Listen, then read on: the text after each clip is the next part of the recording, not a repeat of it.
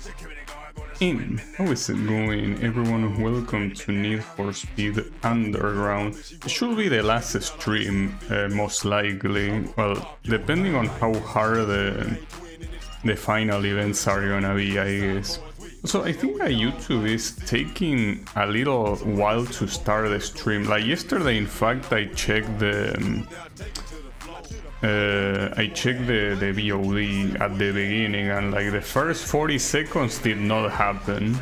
So I always have the fear that I start the stream and nothing is gonna get recorded the way it should be on now. So anyways, there's only like 18 events remaining, I think.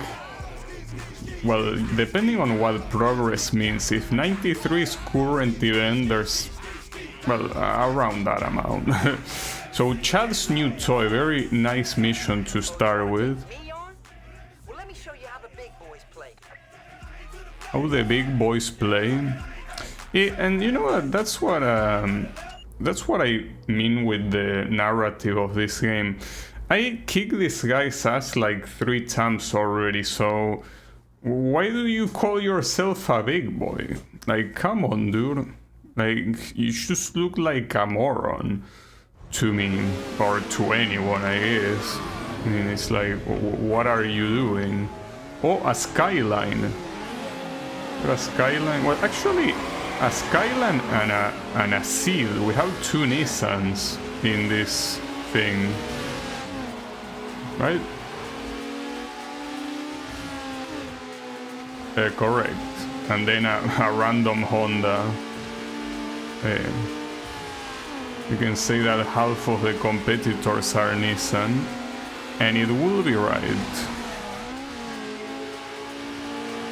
It's also quite interesting that, fuck, and the floor there is very slippery.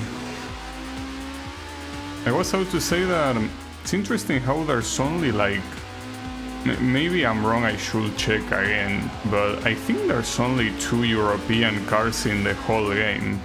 One of them, well, obviously being the one I'm using, and the other one being the Volkswagen Golf. I don't think there's another one. The majority of the cars are Japanese, pretty much.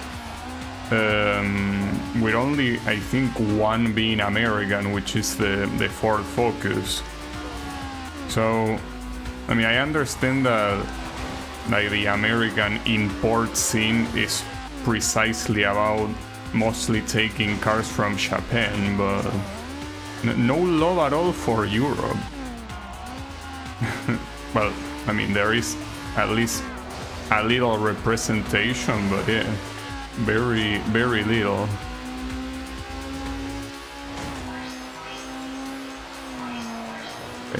I'm the proud driver of one of the only European cars, the Peugeot 206. Alright. By the way, as soon as a drag race shows up, I'm installing the upgrades that I have yet to install, because I'm not gonna try hard with something that I know that, you know, that I am not at my highest, right? And like, not when it's a drag event. Like regular races, even if they are a little bit hard, I don't mind, but drag races, no. Okay, we have another sprint, nice. Into the fire. Bro, it's me. Nice job taking down Eddie's posse in that last turning. Number 3 in sprints is now on the line. Too bad Samantha ain't here to see it. Okay, I don't know why that guy doesn't have a picture. Apparently now we have the number 3 spot for sprint.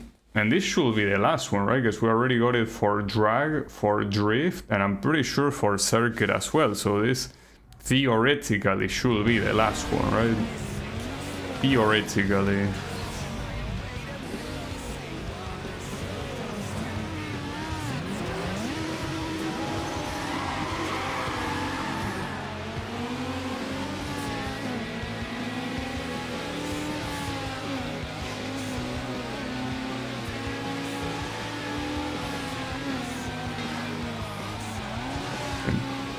It seems that this section has the floor be very, very slippery. But I mean, it's manageable. Nothing out of the ordinary. So with this one, I'm technically top 3 on everything. I want to at least assume that... I don't know how I didn't crash there. I want to assume that at least all of the top ones, like the number 1 of each discipline, is at least gonna be like... Oh, fuck me. It's at least gonna be an important character, right? I want to believe. Also, how is it going, Sunshine? Yeah, you are unbanned, don't worry about it. No, it's fine, don't worry about it. I mean... It's not, it's not that important. Maybe if it was... Wow, really? Okay. Maybe if it was a game like Zelda, it will be a different story, but... a game like Need for Speed is like, yeah, whatever.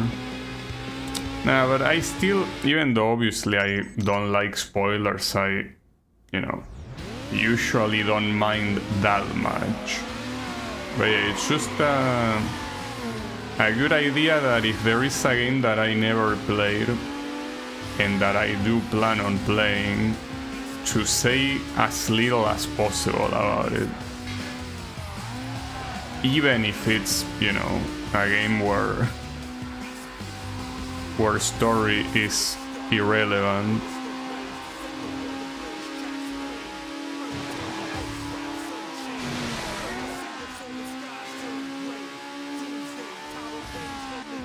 I think it's kind of like, you know, for example, Ridge Racer 6, it's a game that obviously has no story, but, well, I guess, spoiler alert in case someone didn't play it and wants to play it. The final opponent on the final important opponent on the game is supposed to be like a limousine with like a monstrous turbo on the back, right? Obviously that's not related to story because the game has none, but I wouldn't want to know that beforehand, you know? To know that that car is at the end of the game, you know? Because even if it's, you know, it's a detail, I think that it's a nice surprise when you see it for the first time. Though ironically, Ridge Racer 6, I guess I already spoiled myself that when I played it the first time because of Ridge Racer 7. Since I played Ridge Racer 7 first, and Monstrous, which is the name of the car, is already a thing in Ridge Racer 7, so I already knew that a car like that existed, you know. We go to Kurt Sits Labs. Oh, look out! I got boost now, punk. You are so history. I have boost now? You mean you have now boost? And what do you mean by boost? You mean nitro? Like, we've been having nitro since almost the beginning of the game. I'm history. Yeah, I'm doing well. I mean, I'm gonna do even better if I manage to beat this game today. The only thing that could get between me and beating the game today are drag races. The drag races could mess me up. Hopefully they won't, but we will see how it goes.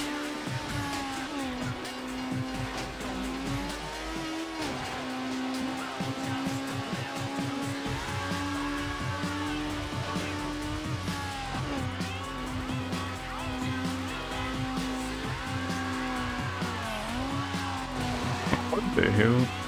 What's the guy behind me doing? What? Okay, I saw it on the minimap. I saw it on the minimap approaching so insanely fast. What the hell? I mean, I don't know if you were paying attention to the minimap. I was, and that second place, like, so that's what he means by boost? You mean rubber banding then? Okay, I see how it is. So that's a new slang for rubber banding, huh? I got new boost. Damn, alright. Pretty cool of you. And that was crazy. Almost scary. Because even though I saw it coming, I was not expecting him to crash me like that. Like, if anything, I was expecting him to overtake from the side, but... for fuck's sake, dude. Okay. That was at 1080, by the way. I'll keep it spoiler free, thanks. Yeah, we will see here. Maybe I might need to start installing the remaining upgrades right now, because this car seems to be going unreasonably fast. And I feel like even with the upgrades I will struggle. Then again, this is 6 laps, so it's not worth to retry right now, but we will see how I will perform later on. But keep in mind also that one of the remaining upgrades is the nitro, and when you upgrade the nitro you can use it for longer. On a long-ass race like this though, that doesn't really matter too much, because I mean you will be using it for what, like 5 seconds and then it's over. Maybe that's what he used. Instead of rubber banding, maybe it was just using nitro. Could be. I don't know. What I do know is that I'm struggling to approach the guys ahead of me.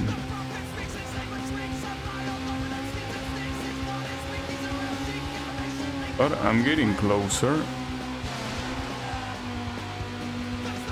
Just that this is also not an easy track. It's a typical track that has the super sharp corners that they are almost impossible to do without crashing. This one in particular. You have to consciously reduce your speed here way beforehand to avoid crashing. If you're not looking at the minimap, well, unless you have memorized the track, you will crash. Fuck me, I didn't even know that was possible. Okay. Since this race seems like it's gonna be hard, I will install the remaining upgrades. And I also say that when I install the remaining upgrades, I will also look at the... how is it called? The design, like the visual upgrades. So I wanted to see, you know, how it will look. Okay, so this is a fully upgraded car, theoretically. So I want to see what visual upgrades have I missed. See, the problem is that these upgrades here make the car look like a completely different car. Like, there is no reason for me to completely change the way the Peugeot looks. Like, I like the way the Peugeot looks. And it seems that, except for these two, all of... Well, in fact, I would even like to just remove it. Like, just having the classic Peugeot look, to me, looks so much better. But that takes away reputation if you do that. Same with the rear bumper. Well, then again, here, it's not like on the rear the Peugeot has like a super, you know, different looking shape. Oh, that one is locked. Apparently there are a lot of... Oh, there are a lot of rear bumpers locked here. That's interesting. It's a shame because... Well, I mean, I don't care either way, but I could use this one, Shadow. I guess it's the one that looks the better. The one that I have installed is Sniper. I guess the only problem with this bumper is that it makes the little drawing kinda like split in half. That's a little bit shitty, but I guess it does look better this way. I think I'll get it. Like at this point I just wanna customize my car as it is. I think the rims are fine. You know, those, leave it like that. Accessories are the little extras that help your car stand out Neon. from the crowd. I don't, you already know what I mean about, what I think about neon, so I don't think I'm gonna get this. I feel like it just looks shitty if you put neon here. Well, maybe there is like a special one. Nah, they all suck. Headlights. I wasn't expecting that. I mean, I don't mind the ones I currently have though. The stock ones. If anything, I guess these ones I could install. Voltage look interesting. These ones though, I mean, they look very similar. In fact, is there even any difference? Well, there is, but not that big. I think I will keep stock though. Fine with that. Tail lights. Huh. Some of these are very ugly. Reaper doesn't look that bad, but I think I should prefer those. Muffler tip. Oh, that thing. Well, this one is something I could change. Is that the default one looks a little bit odd. So we'll use a double one, I guess. Like this Ace, or which other one? Rumble. I guess them being square kinda goes with the nature of the car, so sure, let's put this one. Paint. Well, paint, I'm fine with the one I have, though. There are more things. Wait, you can paint the spoiler, actually. Though, before painting it... No, hold up. Can you change the spoiler? Though, there doesn't seem like you can. Oh, I'm stupid, I didn't see that. For some reason I stopped a rear bumper.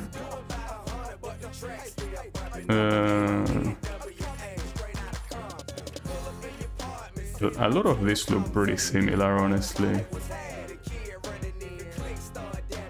Guess that looks cool. Not sure what that thing on the side is. Some of these are very, very big. Guess I could get this one. Not sure how different it is from the one I have. Like, it looks almost the same. But I guess it's more, you know, line up. Though a lot of these look exactly the same, dude. A lot of these look almost like the same thing. Like, I failed to notice the difference in most of this. I could get this one, I guess. Yeah, so spoiler. This one is the one I have.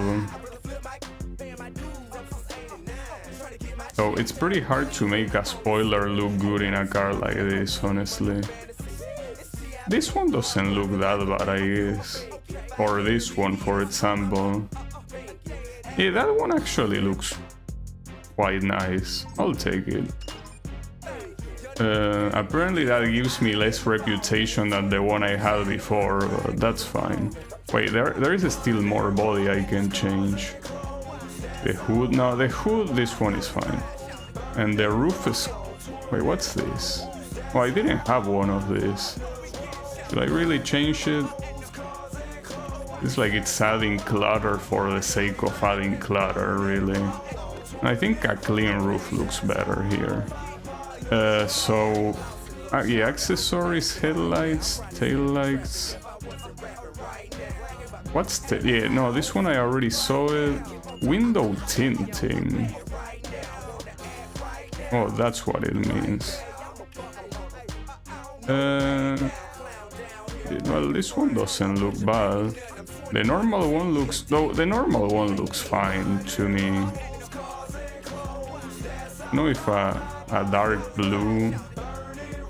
Nah, but I feel like the normal one looks fine. Like everything else looks a little bit weird, honestly. That's the last accessory, I think. So in paint, engine accent. What?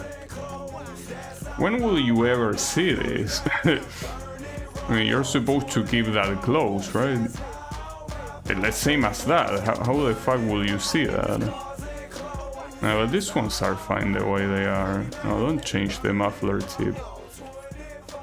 No, wait, was it always blue? Actually, hold up. Wasn't it that color? I mean, it will make sense to be that color. I guess I'll put it like this, but I thought it already was that color. Okay. Decals. You can find plenty of sponsor decals here. Let people.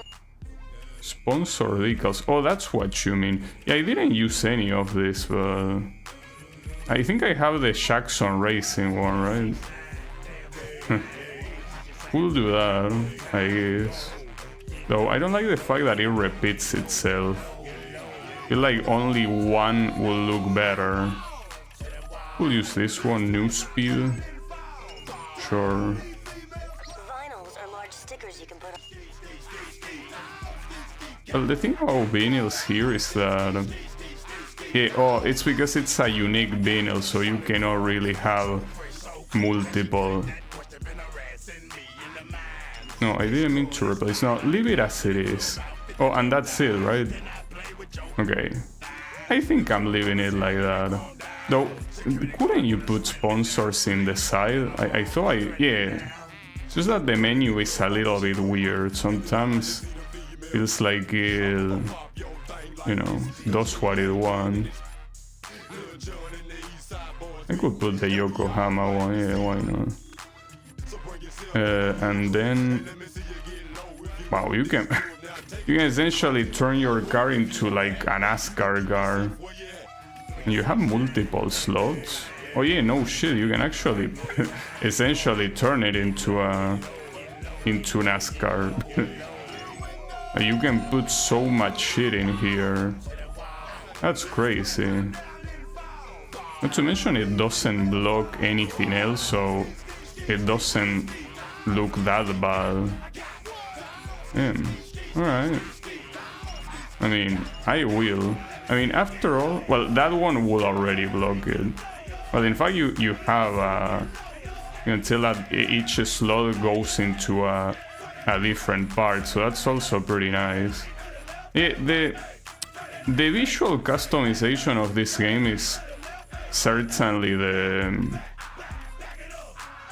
how is it called, the highlight of the game. It does it very well. Well, I only have one more to add. I'm not sure. HP Racing, I guess. And then you can put it in the quarter panel. What's the quarter panel? There? Nah, but it kinda overlaps with the... Nah, it's fine like that.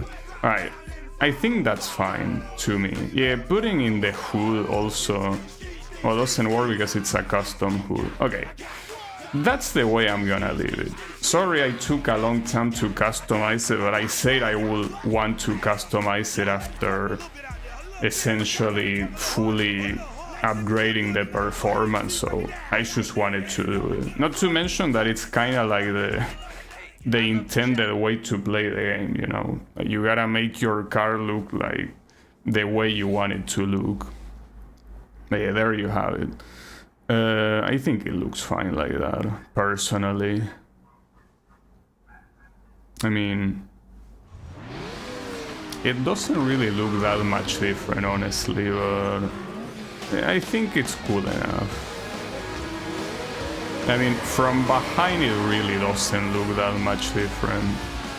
And from the front, outside of the new speed thingy, it also doesn't look that different. It's fine. I think that this is like the definitive version of the car in a way, you know.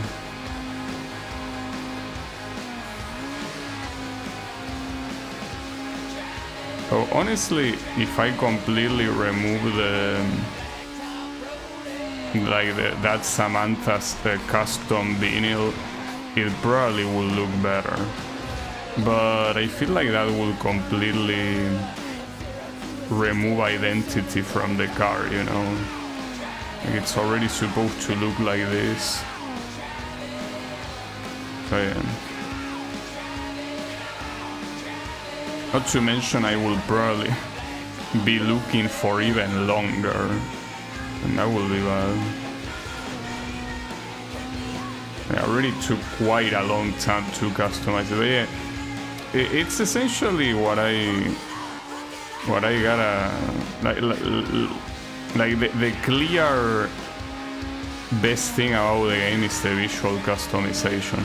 I think, I mean, maybe I'm wrong, but I think before this game, I don't think there was another racing game with a super heavy visual customization like this one. Like, I don't think that was the case, you know? I think in that regard, it's nice, because after this, well, I guess the Need for Speed games do it too, but like a very big portion of racing games started giving you customization options. So I feel like this one has simply a lot. Like it has a lot more than even some of the games that I already seen that have customization options, you know.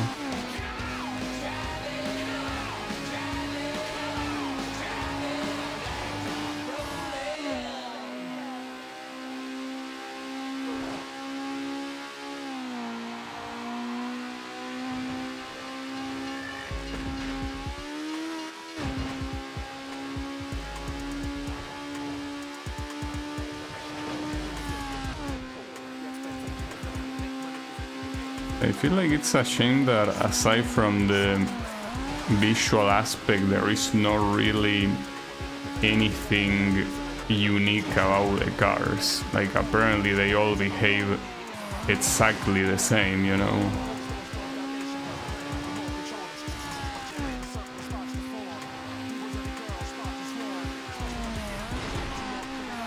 That corner will never not fuck me up, I guess. Well, the real problem is the shortcut that comes here. Like, I hit the wall of this shortcut a lot of times, but the problem is that not taking this shortcut is heavily making the corner slower, like way slower.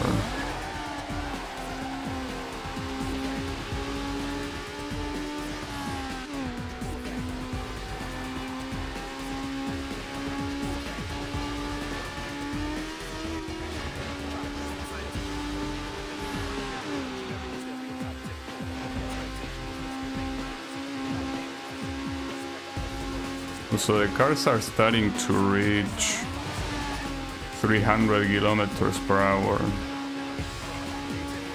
Well, when I say are starting, I mean that that's what they are gonna be doing for the rest of the game, basically. So I could use the nitro, but I think I prefer in long races like this that the best thing to do with the nitro is to save it until the very final lap. And that's when you can essentially burn it all.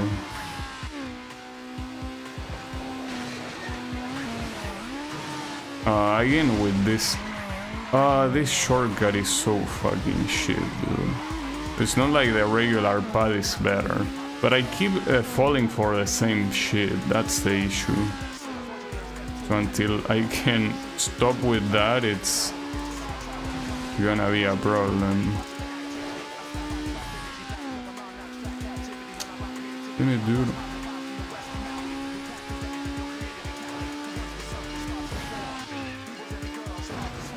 the same time, when it comes to the visual design of this car, I feel like it's a little bit shocking having the blue color and the vinyl essentially having like a darker purple color. Maybe I could change the overall color of the car to like dark purple to make it match the vinyl better.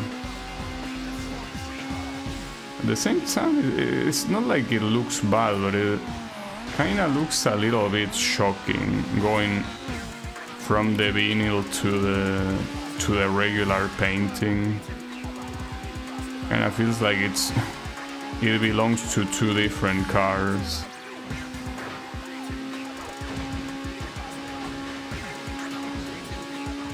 Okay, well, at least I'm not far from these guys, but on the final lap, if I fail that shortcut again, probably shouldn't worry about failing the shortcut if I'm gonna be crashing like this. Damn it, dude. I think that this will have to be another retry. It's insane how much time I'm losing on this race. I simply cannot get past it.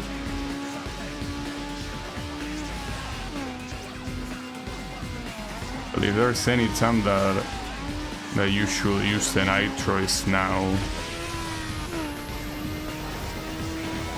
It's that the nitro really barely matters, well, and especially if you do that. No, that has to unfortunately be a restart.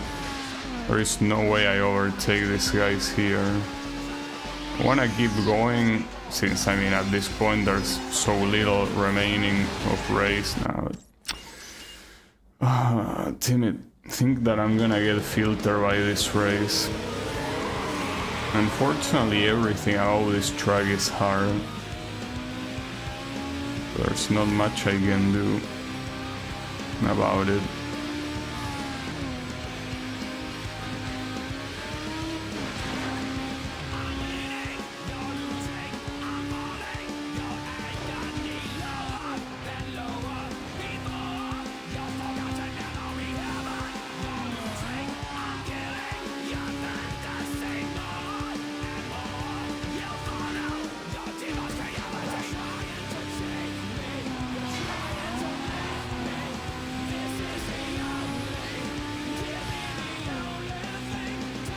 So I think that if you want to reach like level 5 of reputation, you probably have to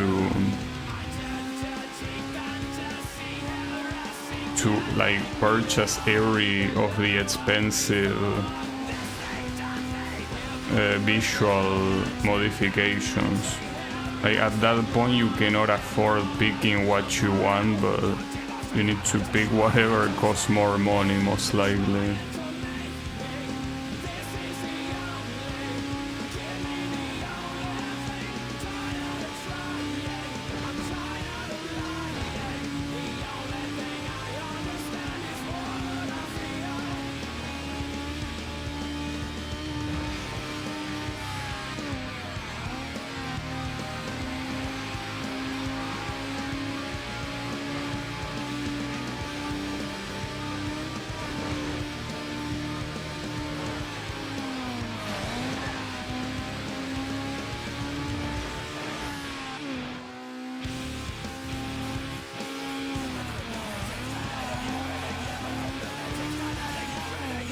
I just have to consciously remember that corner.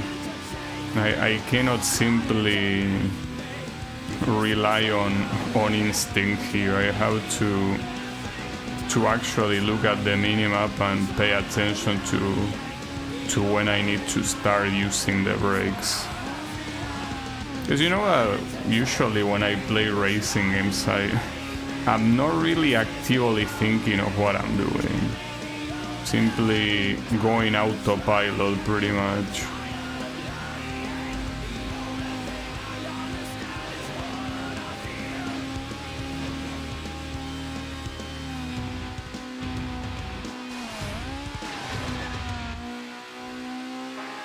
Okay, this guy is approaching very quickly. Yeah, indeed.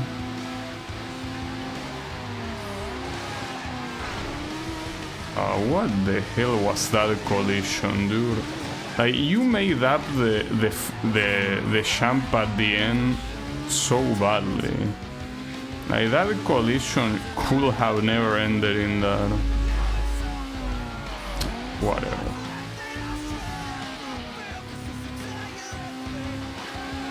The issue is that you cannot recover as quickly as the AI recovers on you. Like, the AI could... again with this fucking horseshit, dude. Okay, this is a problem. I will restart, but this feels like it will have no end, because it will always go like that.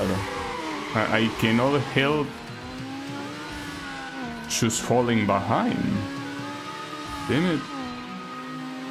I was already thinking of the drag races, but this is no drag race and it's kicking my ass very badly.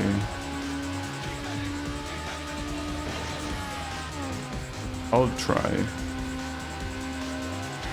But yeah, not taking that shortcut doesn't seem like an idea. Like, you cannot do that. Come on, dude. Man, that was almost a backflip. Okay. You know, in cases like, in situations like this, what I will normally do is exit the event and play another one. Problem is that this game for some reason has the brilliant idea that unless you beat the current event you cannot play any other one. With some very few exceptions, of course, where you have like 2 or 3 events at the same time. But for the most part you only have one event, and until you beat it you are not playing any other one. And that seems like, even at this point, like in 2003, I think that was already like a little bit of an outdated progress system, you know? Like, instead of having like a point-based unlock system, or having, you know, something that could allow you ignore certain events, like the fact that you had to do them all. Okay, I'm gonna take this path. The problem is that you have to brake on purpose if you don't want to take the shortcut. I mean, the shortcut barely even feels like a shortcut in the first place. It feels like it's the natural path, but it's so stupidly risky that, since it already costed me multiple attempts, it's not... oh wow. It's not worth it at all.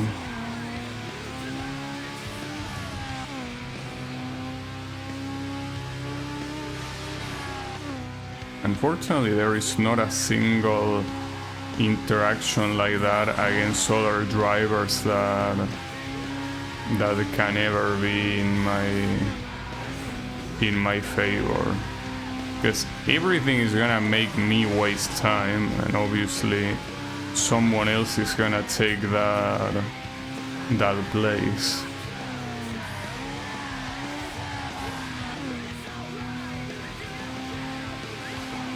Okay. I guess I also consciously have to steer left here to avoid taking the shortcut. Well, maybe it's not necessary to brake, but I think that it kinda feels necessary. The only problem here will be if it's the final lap, someone is very close to me, and if that's the case, I need to take the shortcut no matter what, you know?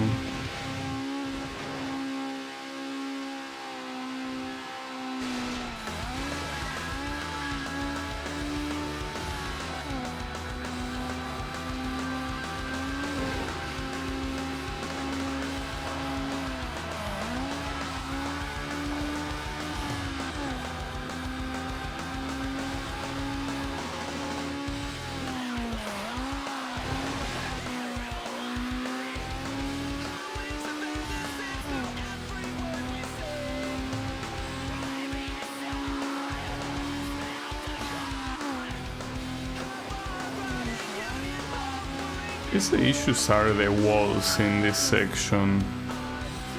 The way the layout is made, feels like at this speed you will hit some walls no matter what. God damn it, dude. I really don't see any end to this race.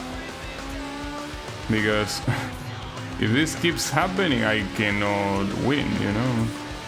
I cannot possibly do it.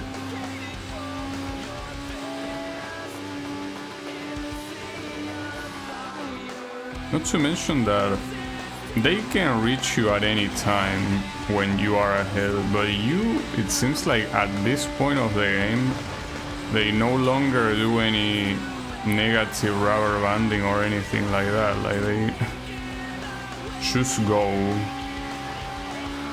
I mean, you can approach them, yes, but it feels like it's just never enough.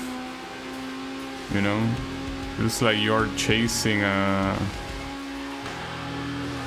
carrot on a stick, like you're never overtaking them. Oh, what the hell? That was so unexpected. Fuck, dude. That's the problem. The traffic is something that I have no way to counter. Like, if you get unlucky with the traffic positioning, you're fucked no matter what. Like, obviously the idea is to react to it, but there are certain things that you really have no time to react to. Like, and especially not at these speeds, you know?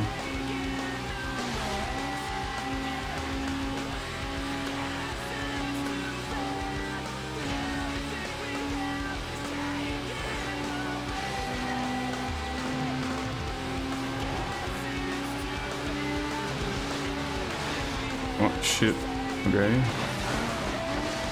Yeah, that wasn't good, could have been worse. Promise that now there will be only one final lap, and I still don't think that this is enough to win. I don't believe it is. We will see though, they are pretty close. I almost crashed against the traffic there again.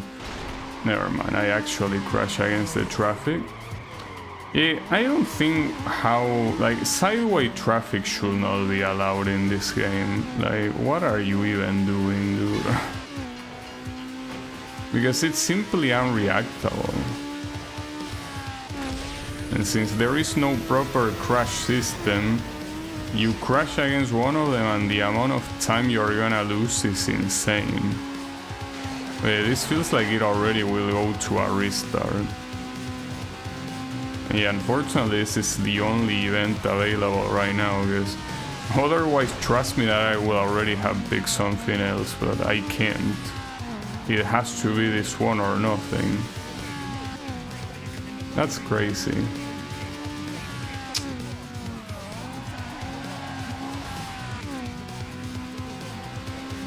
I don't think that going here is gonna magically make this faster. This is not a good shortcut. You know, this ain't gonna happen. Well, that's a shame. But yeah, this is not gonna be even close. I guess I might as well finish the race since I think you get points and everything, but yeah, this is a waste of time. Because I'm really not managing to win a 6-lap race. Ah, damn it, dude.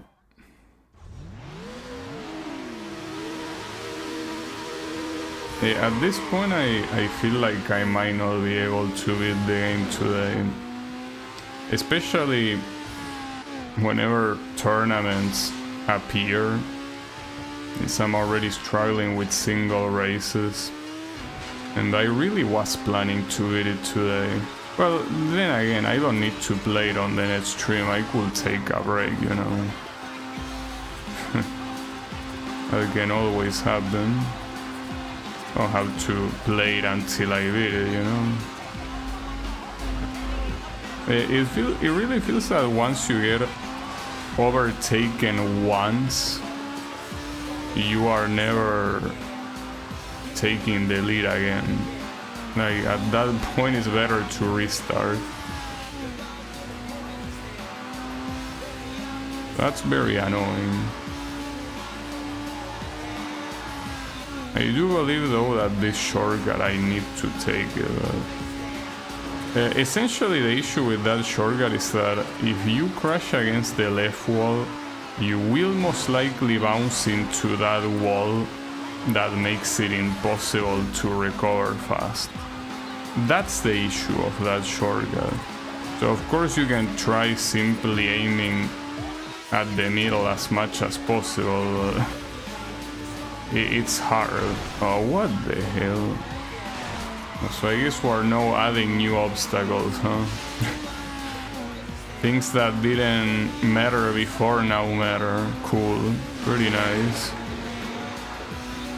God damn it. Like, this should be a restart. Like, even though it sounds like an exaggeration, I'm pretty sure that I cannot recover. It's probably a mental thing, you know? Like, objectively, yes, I can most likely overtake him eventually, but I feel like all my confidence here drops, and it's just impossible to recover it. I don't know. Honestly, at this point, this race is taking so long that I'm just getting a little bit impatient. Of course. And I was supposed to see that how? I don't know. I guess I wasn't.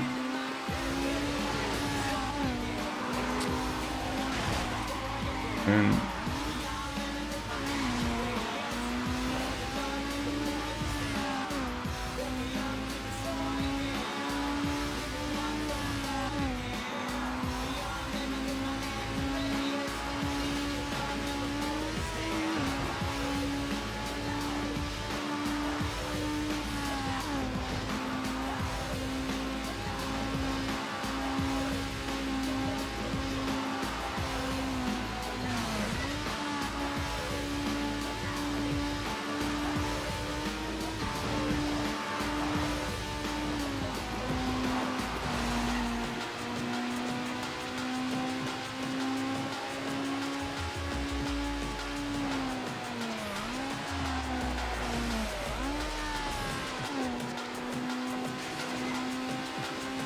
yeah, you will see what I mean. Like, getting close to this guy and not being able to overtake him, it can happen for many different reasons. Like, there's always a particular reason, but it feels like it's always the case without exception.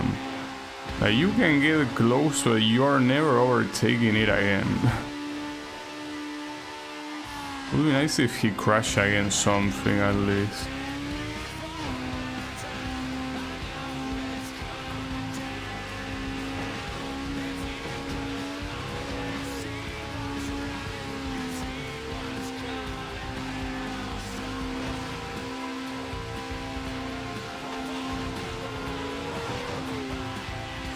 I overtook him there.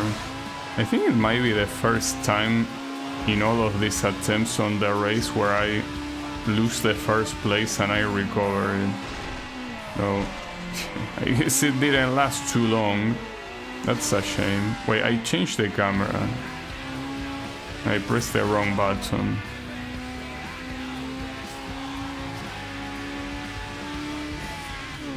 So, I don't think there is... Ah, fuck this. Okay, that's fine.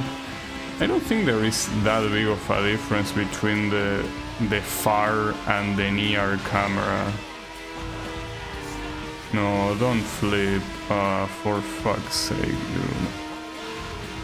This crash system is so fucking shit. I'm not even seeing anything right now.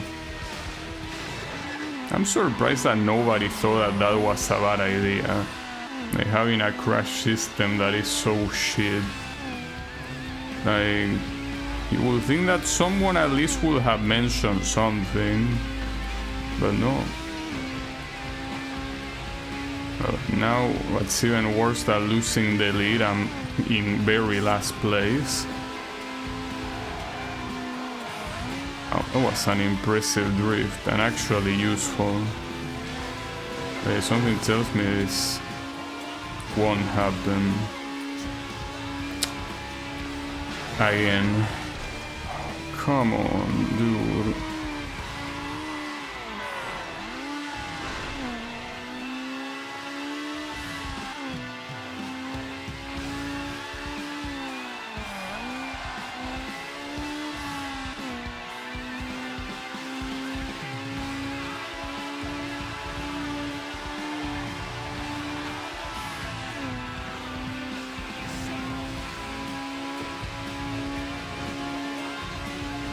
It's gonna be the final lap, so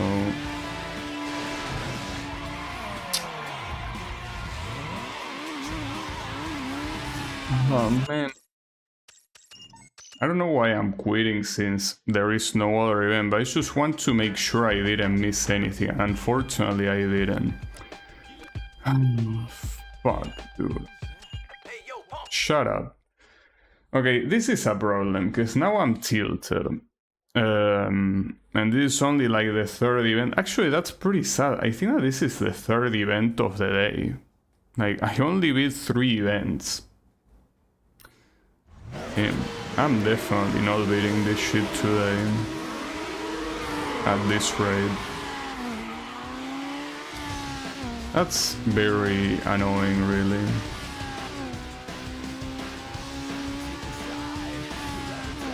I probably should check in the options at least if there is a way to disable the crash slow motion, because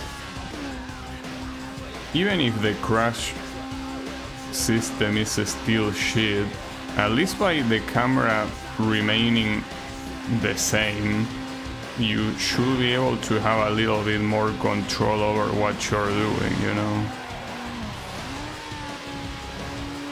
I should have done that.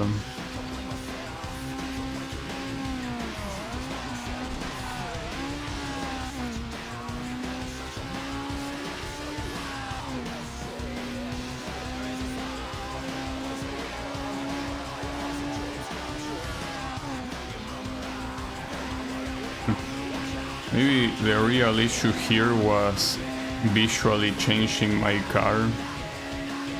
That's what ultimately messed me up. It could be. No, I'll tell you what it is. The problem is this shitty ass track. That's the problem. It is the hardest track in the game. No matter if it is in reverse or in like the straight version, this is the hardest track in the game easily. So that doesn't help. But what also helps even less is the fact that it's 6 laps. You're just gonna be here for a very long time. Like, essentially this is a psychological test that I'm not being able to pass right now. I mean, if I'm already getting salty here, I don't really want to imagine how it's gonna be on the drag races too.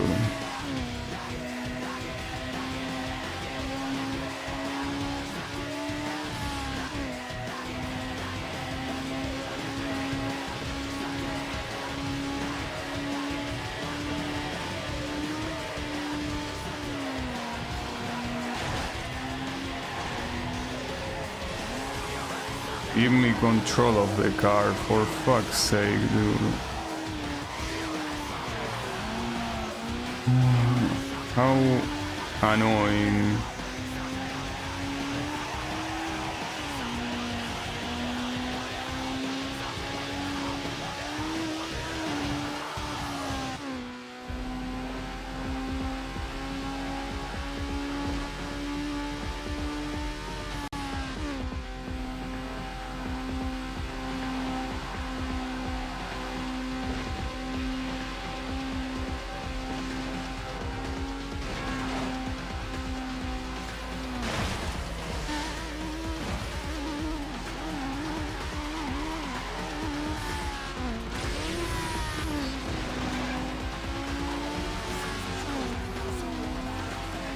I think that this event is gonna end up filtering me.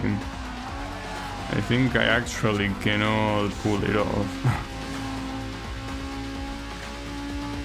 I think I simply cannot do it.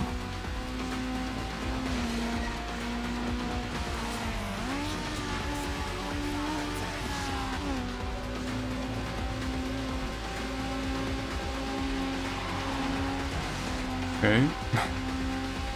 Yes, it was out time that didn't happen to me constantly. Problem is that you know the reason why that most likely happened? Because I was seeing him. The issue is that the first place, since I'm not seeing him, there are probably multiple instances where he will normally crash against something, but you cannot see it, so it doesn't happen.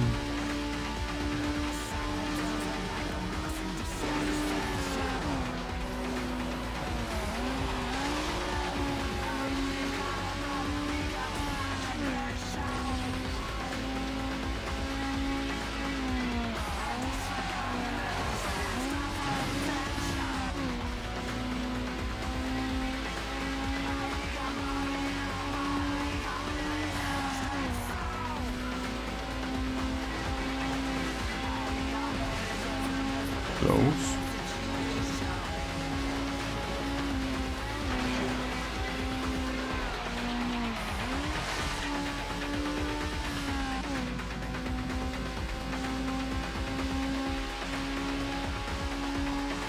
It's so crazy how at any turn, absolutely any turn, you can just die by a car that you cannot possibly see coming.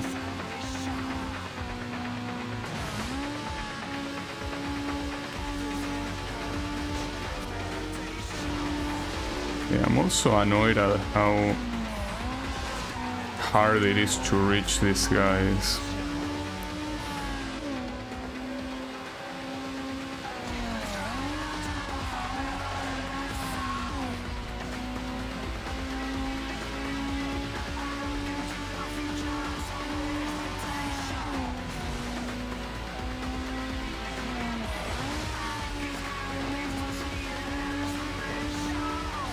Well, I have a full nitro tank here, but I don't see this changing much. Oh, he got an accident. Well, that's gonna change things. Not my nitro tank, but that accident will change things. There is still that guy though, that was in third place and now it's second. He's gonna be close, but I don't know. I guess I will have to save the nitro for the very end. Okay, that guy crashed against the van I was out to crash.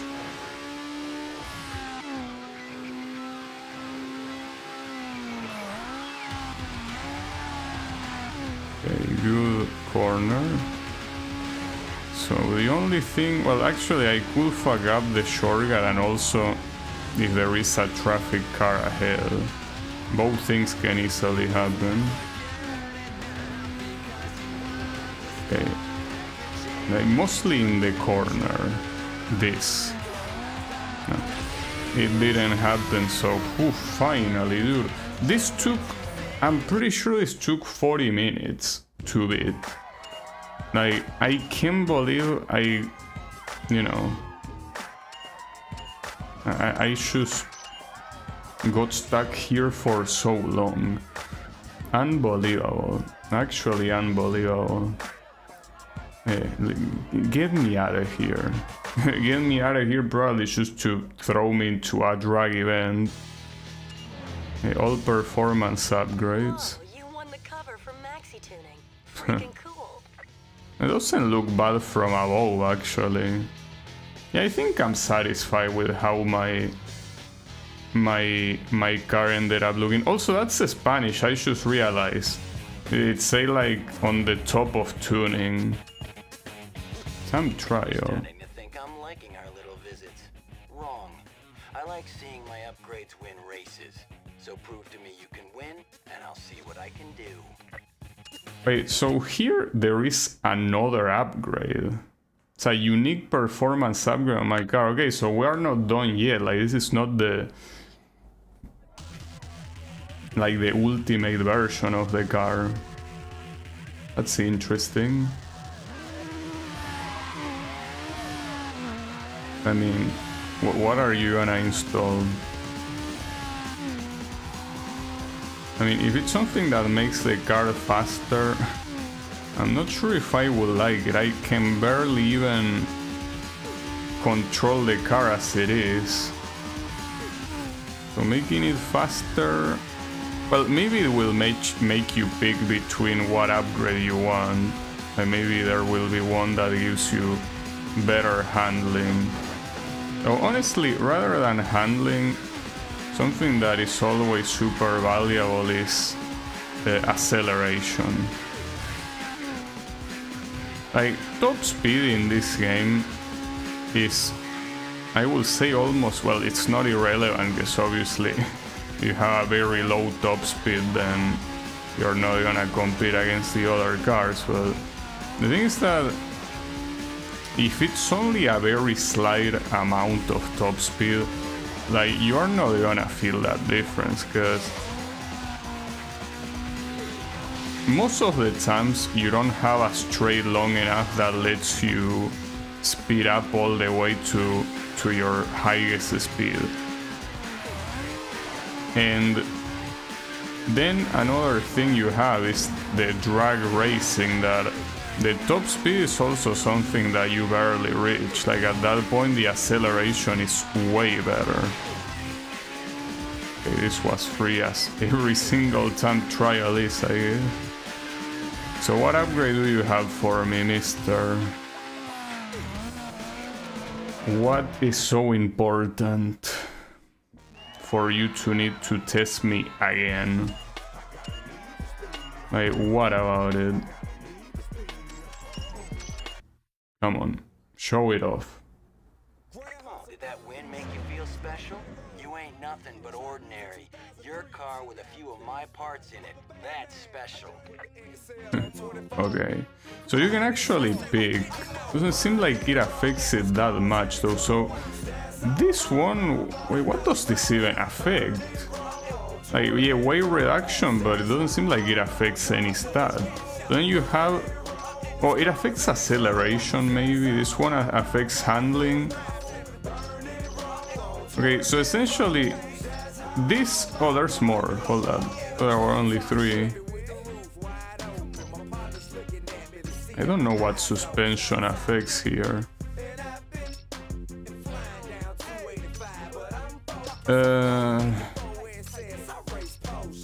mean, this one is the one that increases the acceleration the most, even though it also increases top speed. But I feel like here, since acceleration is the most important thing, I should go for this. But does this only affect it when I'm using the nitro though? That's the problem. But at the same time, the hardest events in the game are the drag events, so even if it only affects the nitro, it will be useful to have a better shot at drag events. Well, the handling is not very special though. Well, speaking of drag. Okay. So this is the number 2 fight. To become the number 2, I need to win this drag. So how annoying is this gonna be? I don't know, but someone was warning me, I'm pretty sure exclusively about this event. Like, someone in the first stream in the chat say event 90 something, and I'm pretty sure it was this one. I promise that was a horrible start. I mean, not a very good sample.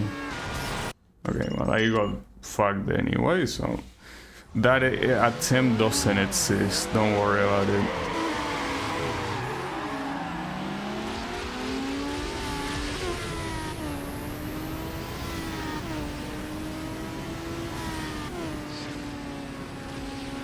Okay, one of them already died. Okay. Sure.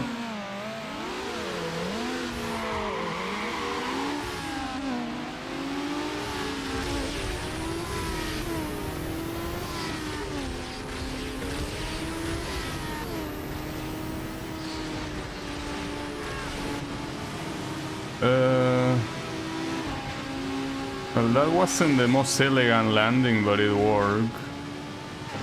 Okay, and I think that this should be fine, right?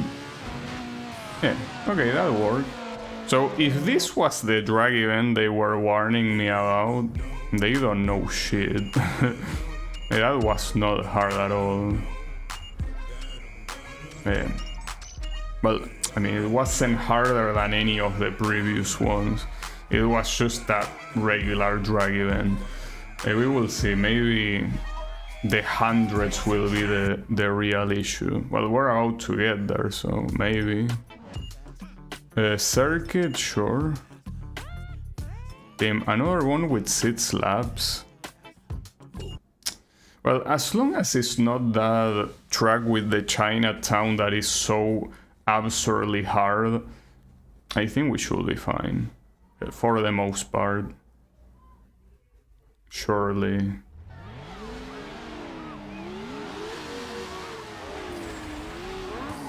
Yeah, I think my car looks cool. Honestly, I think I'm mostly satisfied. Even if the difference between the blue on the front and the purple on the back is quite different, at least there is some sort of transition into it. It's not like it goes from one to the other immediately. Also, what happened to the music? Not like I particularly care about the music in this game, but did they forget to play it or what?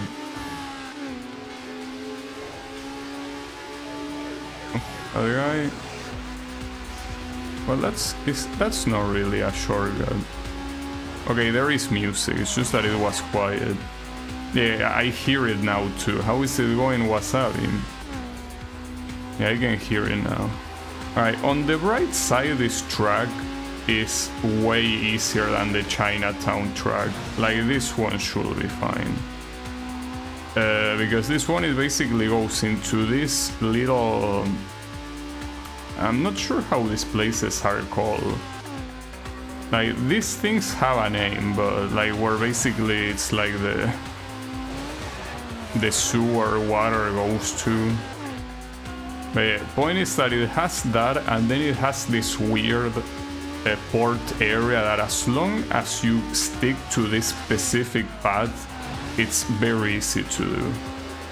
So this should be a free victory. Well, I will still lose because I get into an accident or I fuck up or whatever. I mean, realistically, the only thing that could make me lose here is hitting the 2 pillars that are there, because that already happened before. It doesn't seem like there is traffic at all, or at least I don't remember seeing traffic, so that means that indeed the only thing that could make me lose this is like blatant skill issue. Aside from that, this should be free. Not to mention, this is also way shorter than the other track. The other track was 1 minute per lap. Well, 1 minute and like 5 seconds per lap. This one is 45, or well, on average, around 45. That's an insane difference.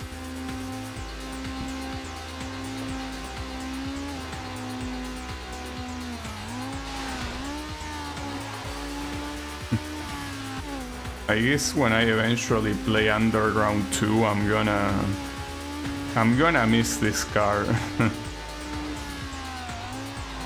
Yeah, I ended up liking a lot the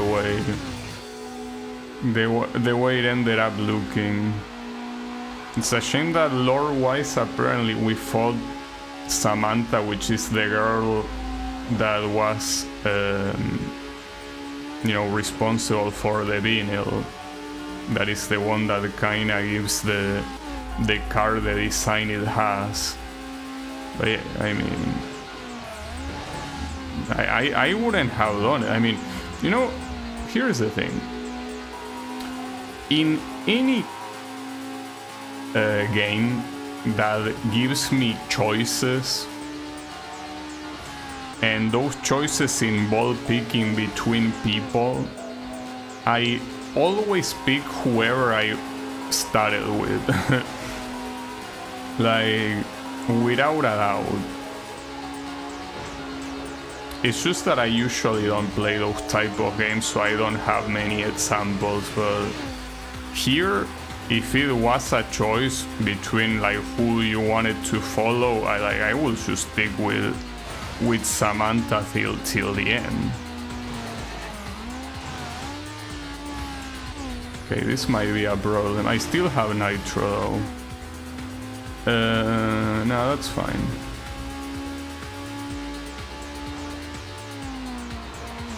Yeah, this is fine. Alright, so as expected, that was free. So the problem is not like the seat slaps or the AI being fast or whatever. The problem was the track. The Chinatown track in this game is unbelievably cancerous. Like, it's easily the hardest track in the game. Like, nothing comes close to it. It's just the hardest one. So yeah, that's the problem. So I think the next one is a sprint, right? Yeah, correct. Mistakes are costly.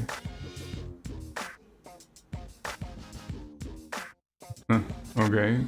So it seems that here we want to get to number 2 very quickly, though. Why so fast? I mean, there are still like more than 10 events remaining. Why are you hurrying so much? Because I'm assuming that the spot for number 1 will probably be the final event or something.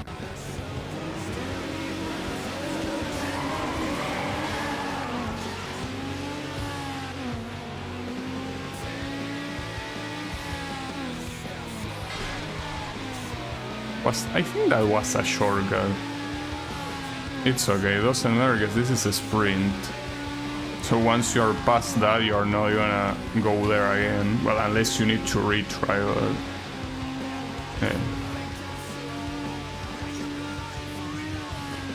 yeah. You know, speaking of what I was talking about earlier, I was sticking with characters from the beginning.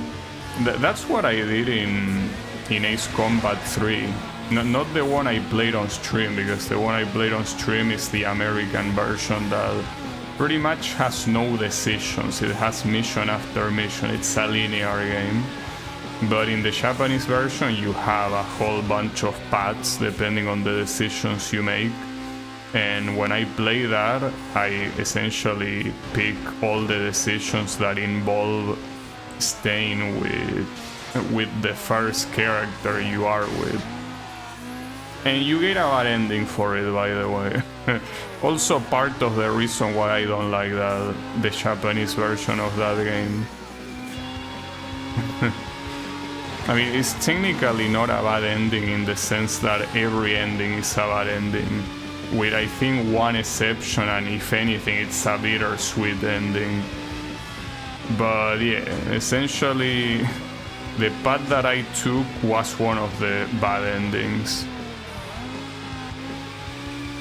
So yeah, that game basically, or that specific version of the game can suck my cock. Though not just that one, because even if the American version, I prefer it because of the way it's structured, Ace Combat 3 is still, to me, not a good game compared to 2. I mean, that's the biggest sin for me about Ace Combat 3. It comes after Ace Combat 2. And to me, Ace Combat 2 is still one of the best games in the series. So, you know, it's just one of those things. Another sprint. The first man to the stadium. Oh, this is, by the way, event number 100. Or we're getting pretty close. Oh, the traffic is gonna be more numerous because there is a football game that's gonna happen. Well, I don't know if it said football. It said ball. Since we're in the USA, it's very safe to assume it's an NFL match, but it could be basketball, I guess, or it could be baseball. This game has a song full of title drops, yeah. Yeah, and Underground 2 also has one. Like, in Underground 2, the main song is Riders of the Storm Snoop Dogg version. Like, that's pretty much the only thing I know about Underground 2. Basically, one of the verses in that song has Snoop Dogg saying, "Need for Speed, I'm trying to take the lead." Pretty cheesy. Keep in mind that in the year 2004, which is when Underground 2 released, Snoop Dogg was kind of in... I mean, I don't know if I should say the height of its popularity, because that guy has been popular almost for the entirety of his career. Maybe not as a rapper, because, you know, I guess in more recent years everyone knows him as the, you know, funny weird guy, right, rather than an actual rapper. Not to mention, he used to be what is called a gangsta rapper, you know. Like, the things that he rapped about were not just out smoking weed or whatever. No, he was talking about being a gangster, you know, killing people, shit like that. So, yeah. I think most people don't really think of that when they think of Snoop Dogg, but the point is that he was always a very popular person for one reason or another. But in 2004, he was definitely quite popular, like many other rappers.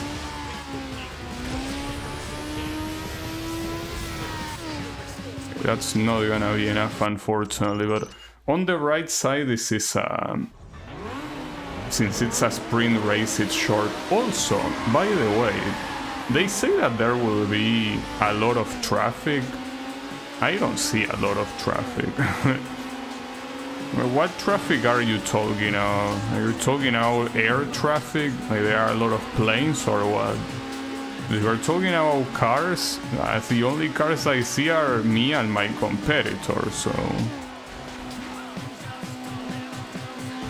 I don't know, dude. Maybe they got the... Well, okay, yeah. There are a couple of traffic cars, but to call this dense traffic is an exaggeration, dude. Especially if we're talking about the USA. Dense traffic in the USA looks like a show of lights. It kind of looks like fireworks, except that the lights are pretty much static because everyone is stuck in traffic. If you're telling me that this is dense traffic in the USA, like, come on, dude.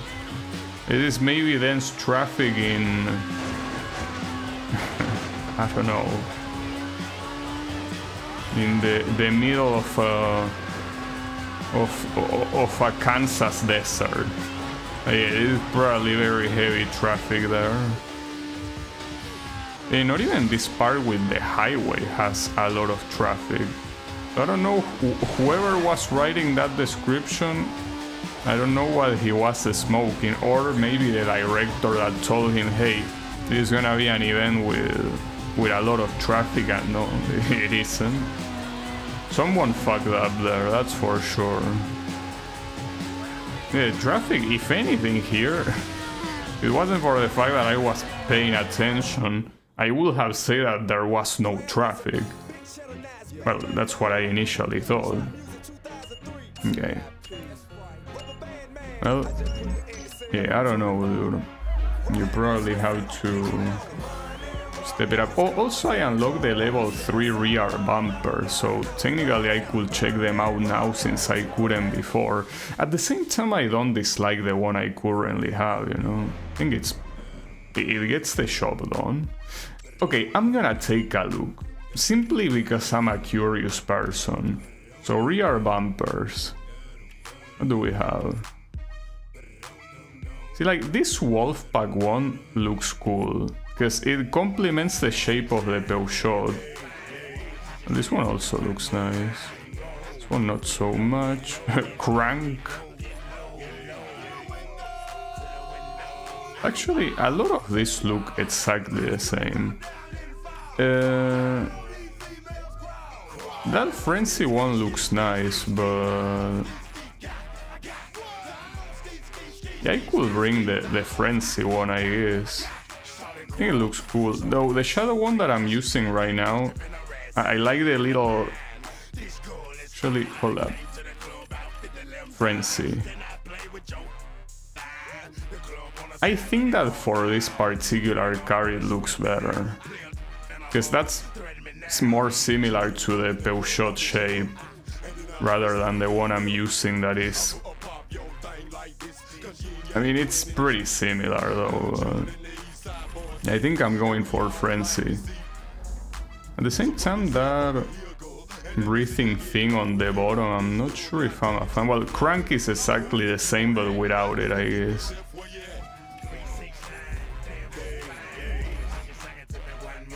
I could pick this one.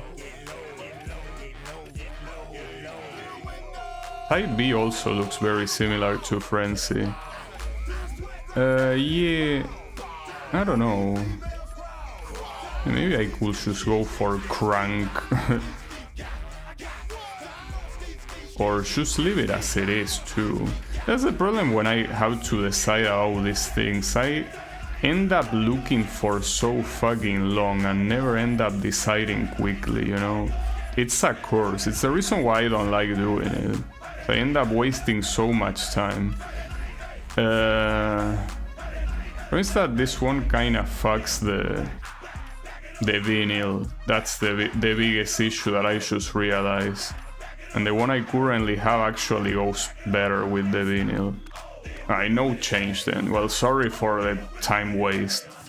Very cool. Word is that the winner of the next race gets on the cover of Hot Fours. Okay. So, sure. I guess I'll go to the cover of whatever this is. But yeah. I think that the current design of my car is the definitive version. But like, anytime that you might ask me why I don't bother customizing something on stream is precisely because of how much time I end up taking, you know. It's something that just makes me waste so much time.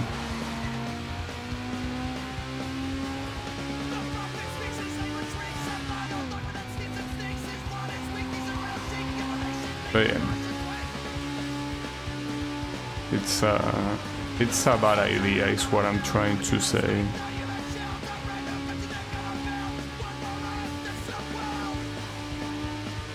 And you know, even now I'm still having second thoughts about the rear bumper. That maybe I could have picked a different one, but it's as I say, I can never be satisfied. Like, I always keep comparing different designs and see which one looks better. That's probably ironically also why I might take so long, you know, making my fan game, precisely because sometimes I cannot decide on the visuals on what might look better for a specific screen or something. So I end up taking so much time on something that people most likely are not gonna give a shit, but I give a shit, you know?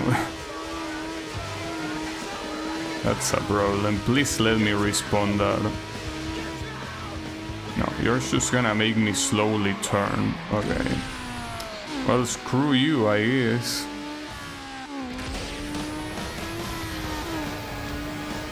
I don't think I'm overtaking this guy. No. Well, I'm surprised I didn't crash, but this I don't think is gonna be enough. Now it's definitely not gonna be enough. Oh, but he crashed too. Oh, but damn, the guy from behind overtook me. God damn it, dude. That was a roller coaster of emotions. Damn it, dude. Would have been so nice, but it wasn't.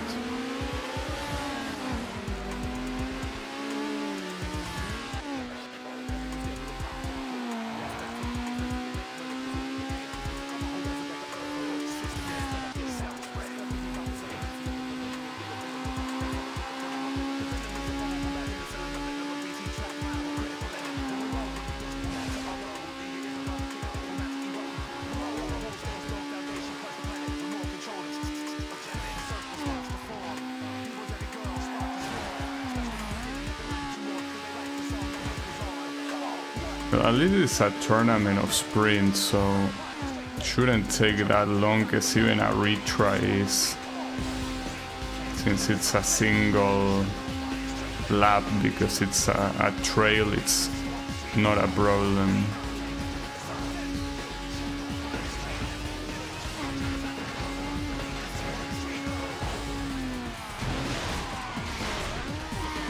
Damn it.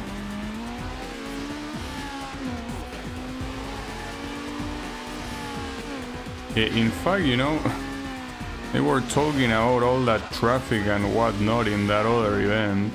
This event is absolutely full of traffic. Like, so much annoying traffic.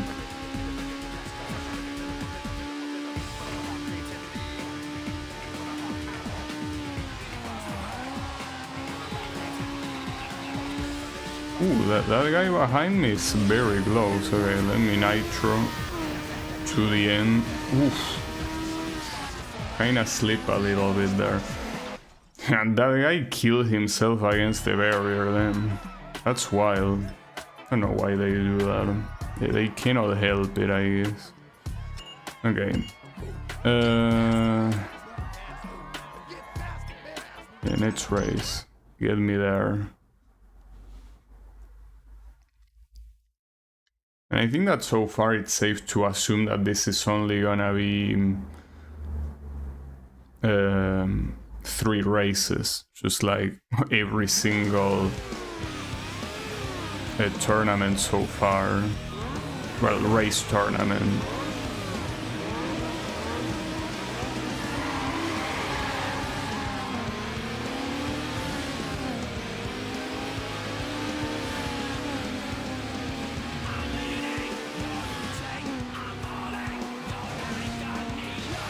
Wait, isn't this the exact same track as the previous one, but in reverse? What are you doing? Isn't it? It is. Well, that's pretty stupid. I mean, you already don't have a big variety in the first place because, you know, the entirety of the game takes place on the same location, but I think that it will be smart to at least mask that variety by not repeating the same track twice in a row, you know? It's just as an idea. I know that these tracks in reverse are like play very differently than the straight version and all of that. Come on, dude. Well, maybe it's not the exact same one, like maybe it's a different variant, but at least that first sector is the same as the final one on the previous one. Alright. I will nitro here simply to recover the lost speed.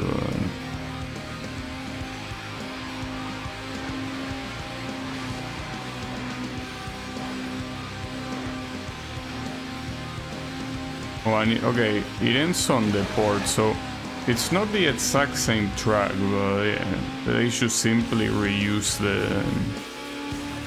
that section. Well, maybe that's not even a bad idea. I guess you could theoretically think that, well, they made the second race from the place that they finished the first one. So I guess in that regard, That sucks.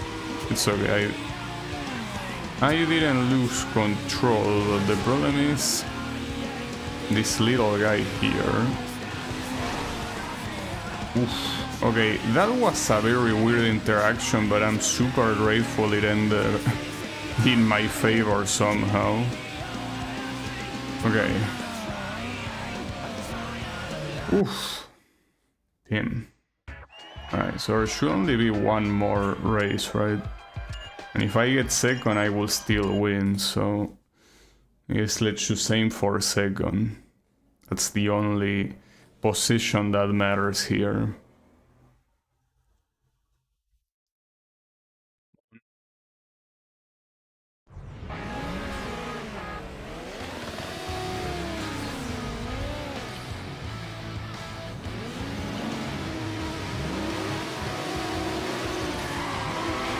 Oh, what the hell?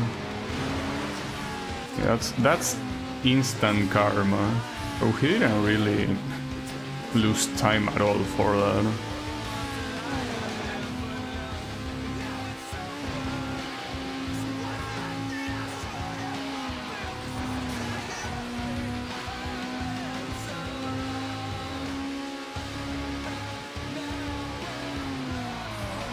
So here it seems pretty clear that the final boss of the game is most likely gonna be Eddie, right? Because none of my competitors so far have been Eddie. It seems that Eddie is supposed to be the hot shot, that it's so exclusive that you would only get him at the end. I wonder if he's the one that drives the Honda Integra, like the one that you get at the beginning. I mean, it will be poetic. The fact that he was supposed to be like your point of reference and you end up surpassing it, that will be cool. Well, point of reference at least for the character that you're playing as. No, I mean, you're not really playing as any character. Technically, you're playing as yourself, but the decision this guy takes are not the ones I would. Alright. Gotcha. So that should be the tournament, right? It is. What? That name is a little bit sketchy. Very sketchy. The first word kind of feels like it says hot ass, and the second word, if you add an A between T and S, it means horse in Spanish, which will mean hot ass horse, right? That's very suspicious. I'm a little bit afraid of this magazine cover. Though keep in mind that this thing is supposed to be rated E for everyone, so... You won all tournament, or I did. Oh, okay, so that was the last tournament. Sweet, you're on the cover of Hot Fours. They call it Hot 4. Good save, I guess.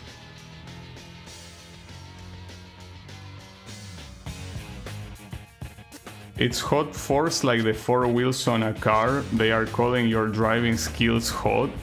And what about the puts part? How does that relate to the other thing? Like, that's the thing. I can understand hot 4, but the other part, I don't know. You know? Oh, fuck. Chinatown again. Whatever. But yeah. I don't know. I feel like that probably was one of those subliminal messages. Actually, you know, speaking of this game being rated E for everyone, I rewatched that scene with Samantha where apparently you betray her, and I was right that she's meant to say fuck you, but the game censors it. And not only that, I also felt the first time that I watched that scene that when she called you punk at the end, it sounded very unnatural. And yeah, I look at it and it feels like she's supposed to call you something like asshole or something like that. So yeah, they had to censor that cutscene and probably other cutscenes as well, because, you know, it's rated E for everyone, so it cannot have swear words, you know. In fact, I wouldn't be surprised if this game was meant to be rated T, and at some point they were like, nah, dude, just remove the swearing and we're gonna go for an E for everyone. I personally don't give a shit, because I mean, it's a racing game. Like, sure, like the swearing maybe will make the storytelling more realistic or whatever, but who cares?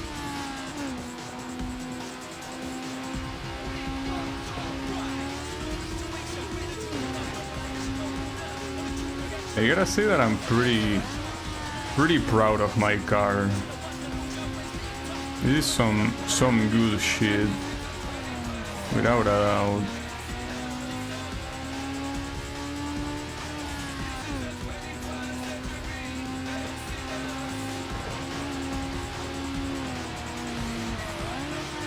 Wait, someone already got knocked out? Did we already do one lap then? Okay, I thought I didn't do one lap yet. I guess I wasn't paying attention. I wonder if the other Need for Speed games are rated T or something. I don't know. But yeah, this one apparently is rated E for everyone. Which I guess is kinda surprising considering that, you know, it has all this very illegal street racing in it. Because, you know, one thing is Mario Kart, where they go through all these cartoony places in very cartoony cars, doing cartoony shit like throwing turtle shells at each other. And another thing is being on real life vehicles, like with the actual brand name and everything, in a realistic looking city with an actual plot about being a street racer using tuning for cars, you know. So in that regard, I guess I gotta be... I am a little bit surprised that it's rated E for everyone. But hey, sure. Maybe nowadays this wouldn't be rated E for everyone. And maybe this will be T at least, because maybe it will be like mild violence or whatever. I don't know. I mean, the ESRB is still the ESRB, but maybe the standards have changed. Maybe not. I don't know. Who cares?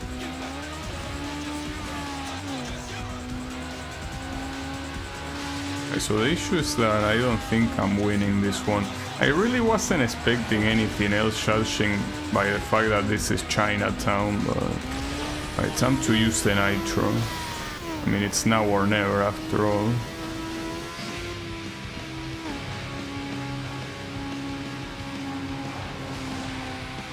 Unfortunately, now was still not enough.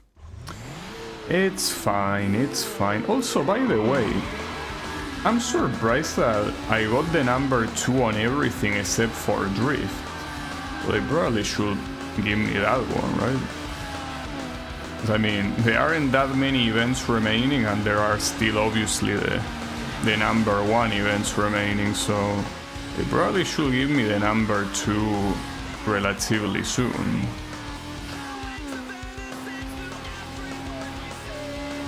Yeah, I think that drift events are a good example of an additional mode that is kind of like an extra, because it's not the main focus of the game, since it's not a, you know,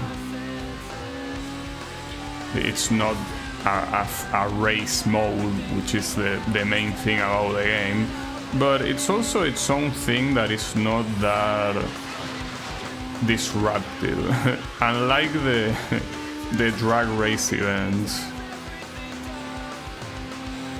I think, well, Sanshai said this yesterday, it's simply bad execution, because the idea of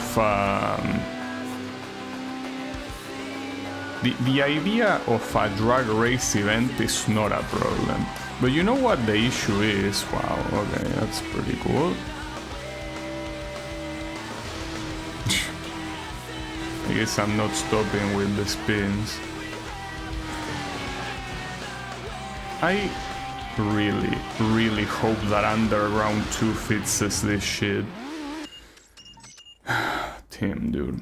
Anyways, I was about to say, for those that might not know, in real life drag races are essentially in a single straight line between two cars, and essentially whichever car is the best tune for, you know, that specific purpose, which is essentially the one that has the best acceleration, the one that goes from 0 to 100 or whatever, you know, whatever threshold you want to use. Like, whichever one is tuned the best for that, and also whoever has the best skills for shifting gears at the right time, right? But the problem is that in this game, every car handles exactly the same, or at least that's what the game tells me. Like, every car has the exact same stats. So cars are only a cosmetic choice, and that's not a bad thing in itself, even though for a game like this I think it probably shouldn't be the case. But it's nice since you can use whatever you like the way it looks the most, kind of like, you know, with Crash Team Racing Nitro Fuel, that game you can pick anything because they all have the same stats, or rather you choose the stats regardless of what you pick. But the thing is that, yeah, that makes it so drag races completely abandon the concept of your car being better than the other ones, because, you know, oh, okay, wow, that was pretty cool. Damn, they are not gonna let me finish my thought because they are distracting me with all this fucking bullshit. Alright, let me try to finish my thought. So, since the cars are all the same, the drag races don't really have the excitement of a drag race, which is essentially seeing which car is the best one. So because of that, they have to add more stuff to make it more interesting, and the problem is that in this case they add traffic and, well, some ramps and whatnot, and the problem with that is that even though in paper it's not a bad idea, the issue is that you end up basically making it like a memory test. You have to memorize exactly where the traffic is gonna appear, and once you do that, like, you can win without issues. But you basically turn it into a puzzle instead of an actual display of skills or whatever, you know? So I feel like it's an issue because of that. Because yeah, if it was only doing the shifts and nothing else, it would be quite boring. But it's like that simply because your car doesn't matter. If your car actually mattered, it would be a different story. Well, not to mention if upgrades were also harder to get, because aside from the fact that you are forced to use whatever upgrades you unlock, it's the fact that they are very easy to get. Like, you get them simply by playing the game normal. It's not like you have to save a lot of money or do like a special challenge. Well, for some upgrades I guess you do, but they are not important enough. So essentially the issue is that you have drag race that instead of being an actual drag race event, it ends up being like as I said, a puzzle minigame. And that's whatever, but I feel like for being a puzzle minigame, the difficulty is very long. It's the same way I say this like 5 times already, but it's the same way I feel about crash events in Burnout Legends. And I say specifically Legends because even if in the other Burnout games there are also crash events that can be quite annoying, for the most part, once you realize the trick to them, they are very easy to get a gold medal on. In Burnout Legends, however, a lot of the crash events are actually very hard to get a gold medal on. And for a mode that is ultimately supposed to be an extra, I don't think that that's acceptable. Because you're essentially making me beat something that is not really part of the core of the game. Like, it's simply meant to be an extra, but you're not treating it like an extra, you know? That's the issue. And the same thing applies to these drag events to me. They are extras, but they are hard extras and don't allow you to progress with the game. At the very least, Burnout has the decency of separating races from crash events. So the crash events, if you don't play a single crash event, I think that you can still beat the entirety of the races. Like, you are not locked and nobody forces you to get all gold medals. You can just get whatever gold medals you want, you know? So essentially the point is that, yeah, drag events here are like that, except that they are not optional. So that's the reason why I don't like them, because the concept is cool, but the execution is not. Enduro Street Circuit, are we talking about the Atari game? Though it's probably supposed to be more like endurance since it's 7 laps. So this is so far the longest event in the game, well, if you don't include tournaments, but I mean the longest race in the game so far. Alright, sure, I don't mind.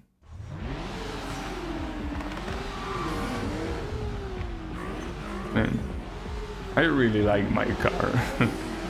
Reminds me of that Eurobeat song, Gas, Gas, Gas, you know? It opens up with the phrase, "Do you like my car?" Well, I don't know about you, but I like my car a lot. Yeah, actually, I don't know, what do you think about the car? For anyone that might be there listening, do you like my car? I like it. Does this mean you're gonna run as fast as a Flash? Yes. Well, I mean, I'm kinda doing it right now. You can tell that this thing is going impossibly fast, and I think that this is actually properly used. There is no way a fucking Peugeot 206 can compete against the cars that I'm going against right now. Essentially, let me wait until the name shows up, because I don't know exactly what models they are. Okay, so you have an S2000 RH7 and the 350 Seal. Those are all sport cars, all of them, from different years. Like the RH7 is from the 90s, while the 350 Seal is from the 2000s. And well, the S2000, I think it's also from the 90s, ironically. So the thing is that those are sport cars. They are cars made to go fast. The Peugeot 206 is a car made to go from point A to point B. It's a commute car. Like, I remember when I was younger that cars like this will just casually, you will just casually see them in the street, you know? Like, these are commute cars, these are normal people cars. So even though, you know, with tuning you could probably go faster than a factory sports car, there is no way that, especially in this game that has, you know, every car use the same tuning, because that's the way the progression in this game works, you know? Under those circumstances, there is no fucking way a Peugeot 206 could beat any of these sport cars. Like, there is no way.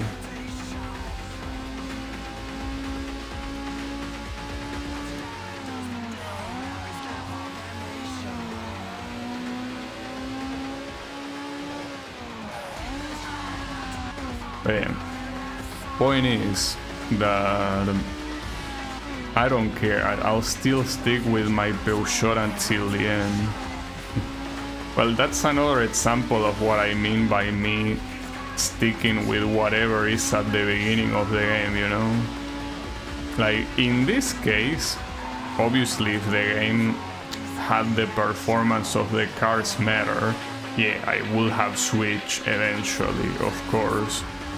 But since the performance of the car doesn't matter, and since the game goes so far to make your car customizable to what you want, it's like, why would I not be loyal to it, right? It's like, it's nonsensical.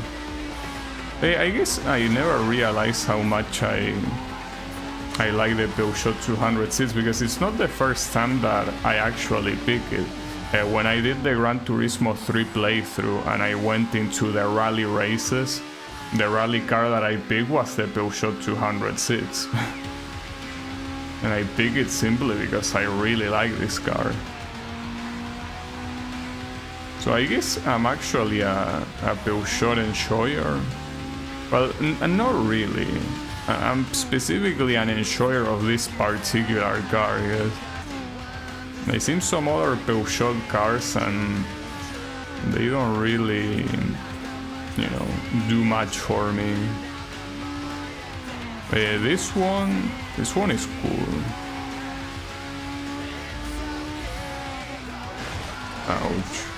I'm glad my opponents are driving as badly as I am. Yeah. I guess here it's full French power.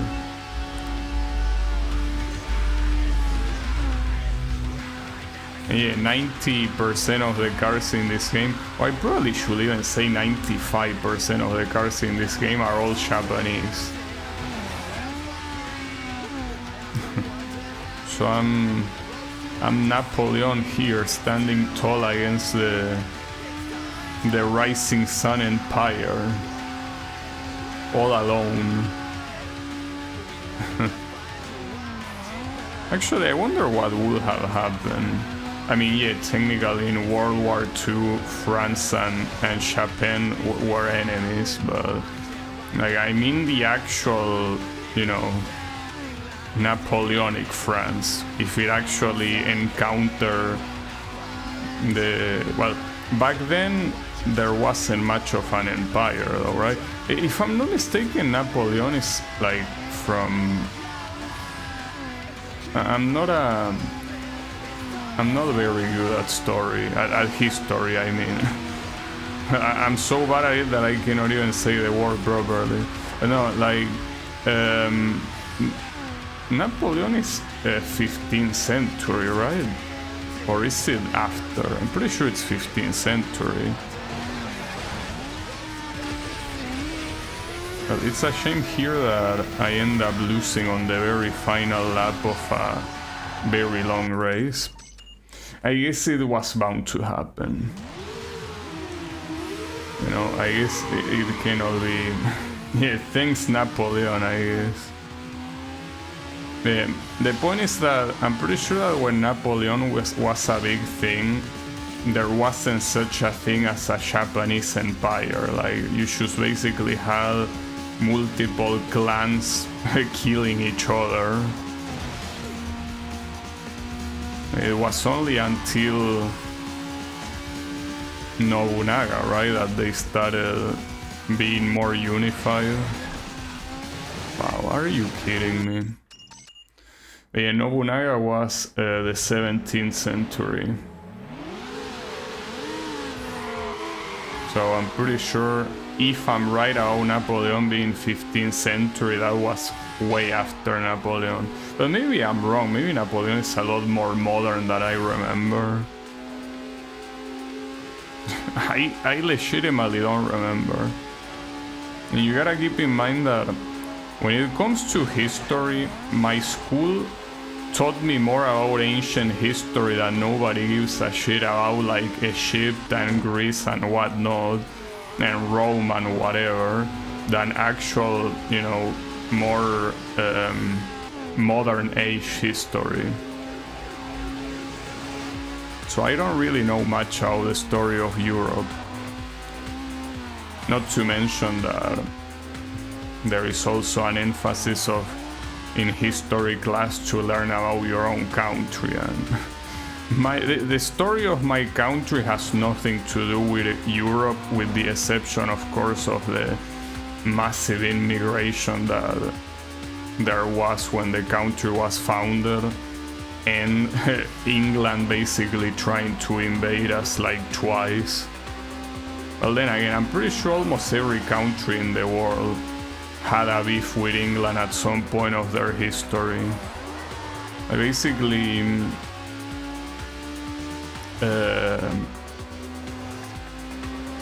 like England of a couple centuries ago was an absolute piece of shit. It was kind of like the equivalent of the USA nowadays. Like the kind of imperialistic piece of shit that thinks they are the owners of the world. Obviously here talking about the governments and the people that take decisions. You will never see me blaming common people of this sort of shit.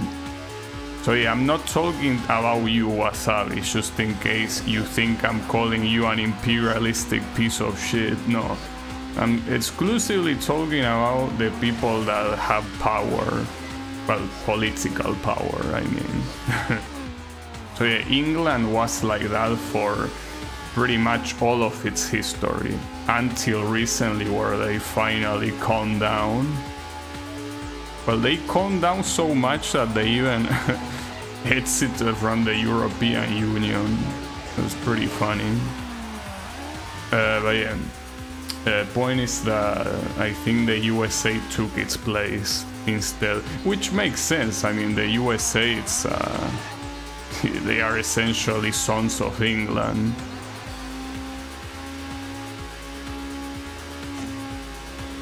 Also, how is it going, Clone Cat? You went too far back for Napoleon. Oh, I did. So he's actually not 15th century. So is he actually closer to Nobunaga? Like, is he 17th century too? That will be interesting. Could be. So I guess they could have confronted each other. That would have been interesting. Who will win, Nobunaga or Napoleon? I mean, they were both very successful in what they did, and they both also fell and completely lost all of their empire, so I guess they are more similar leaders than you might think. The difference is that in the case of Nobunaga, it's not like they could really expand too much beyond, you know, Japan.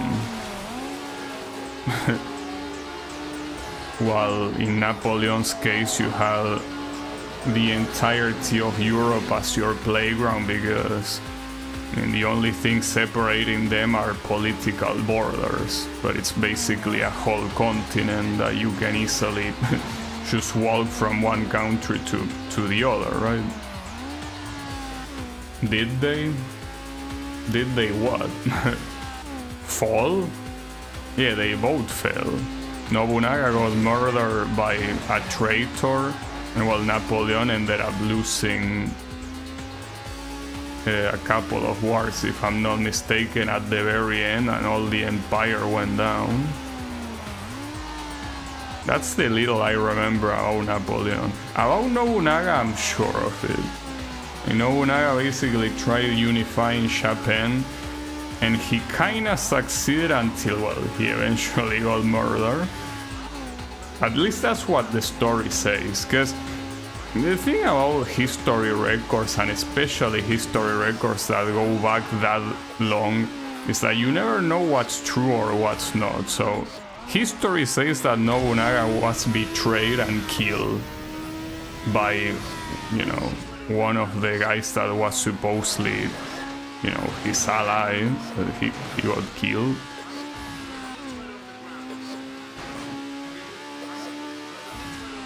Nobunaga was betrayed and killed, but the empire survived. Napoleon lost a battle and France's expansion ended. Well, the fact that the empire survived is a little bit relative, because, I mean, technically the unification of Japan lasted, but it was from a completely different head. If I'm not mistaken, at that point it was Ieyasu, right? That was his name. Also, I lose again, pretty cool. And is this gonna be like that sit-slap race? It probably will be. And this one is not even Chinatown, you know? Anyways, I was out to say that from a very literal standpoint, he completely lost his empire. Yes, I mean, he died. And in the case of France, it's, well, losing its expansion is like, you know, it's essentially the end of the empire. Now you are back at being a regular country instead of an empire taking on multiple different countries. Because differently from Japan, I'm pretty sure that in Napoleon's time, like European countries were countries, like they actually had limits, borders and all of that.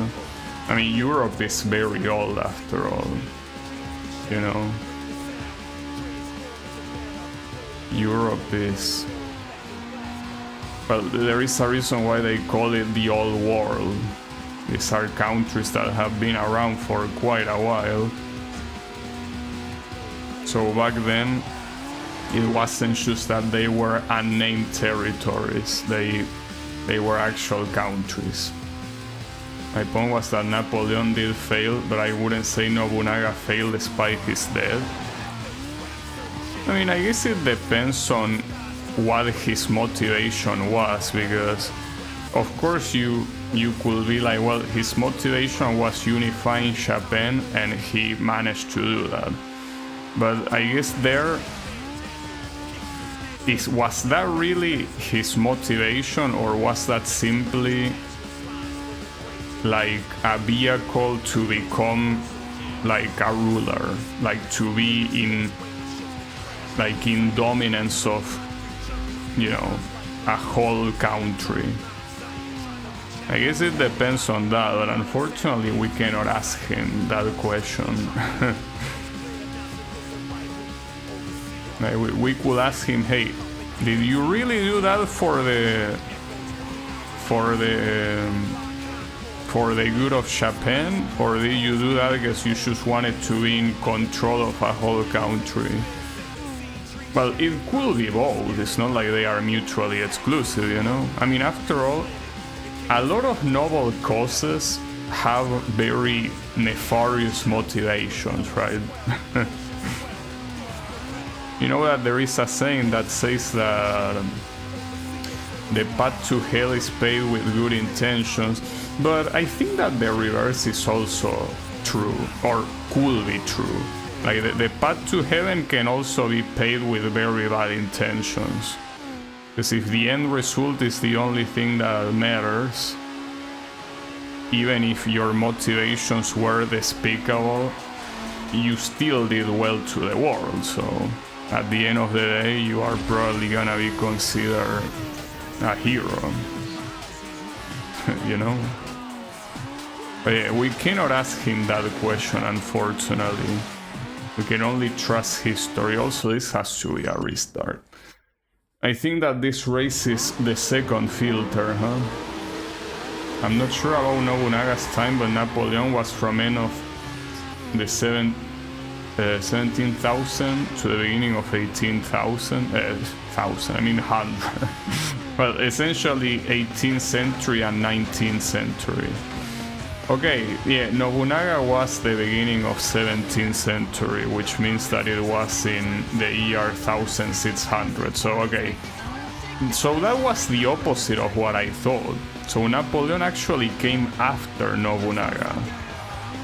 Okay, I didn't know that. It's as I said, in school they didn't teach me the story of Europe very well. Like, they were more interested in teaching me about Rome and Egypt and all that shit that honestly, studying it is so fucking useless.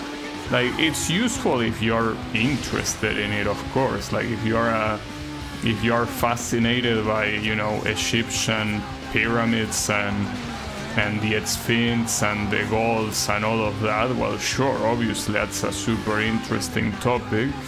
But teaching it as an obligatory thing in school is like, what are you doing, dude? Like, what a waste of time. Like, imagine if I teach in school about, you know, the story of Super Mario Bros. Like, yeah, Super Mario Bros. Is probably like the most influential video game franchise in the world. And if you want to know about video games, then knowing about Super Mario, I guess it's crucial. But like, why would you teach that in school? You know? And the same applies to a ship, because like, what do you want to teach? The fact that civilizations existed back then? Well, yeah, no shit. You don't need to teach me the entirety of their story to know that. And if you want to teach me that, you know, like how people were back then, like, you can do that without teaching me the specifics. Like, knowing that Anubis is the god of the underworld, what is that useful for? Like, yeah, it's useful when you play a game that shows Anubis as an enemy and you know who it is. Sure, pretty nice. But like, how is that useful for being a mandatory topic at school? Like, who gives a shit about Anubis? Well, this is a very big topic as well, but like, the education system is so fucking dog shit, it's actually crazy. Like, the fact that those topics are taught and not other more important topics that will actually be beneficial for society as a whole is crazy. Absolutely crazy. Fucking Anubis, Amon-Ra, Isis, like, and God knows what other assholes, and for absolutely no reason. Because you might be thinking, well, they didn't ask you to memorize them. No, they asked you to memorize them. Like, it was a test, a question. Like, they were like, who is the god of the underworld? And they will give you the name, or maybe they wouldn't even give you the options, but you had to actually write the name yourself, like, to actually memorize the name. So yeah, can you believe that? That's true, like, I'm not making that up. That's how it was when I went to school. Too busy her learning about Aztec and Mayan gods to care about Egyptian gods. Oh yeah, that's true. In Mexico you have a super rich story about, like, the original what the hell? The original settlers. So yeah. Well, here, since we did have a little bit of story, but it's like, okay, so here they made us learn about the names of the local tribes that used to live in the continent, but I don't think they teach you much more of that. Like, they just basically let you, like, make you memorize the name of the tribes, which is also completely worthless. Like, who gives a shit, dude? Like, you are teaching this to the people that are descendants of the people responsible for wiping them out, or at least the majority of them. Like, what's the point, dude? Like, if anything, you should teach, you know, about the fact that they got wiped out. Like,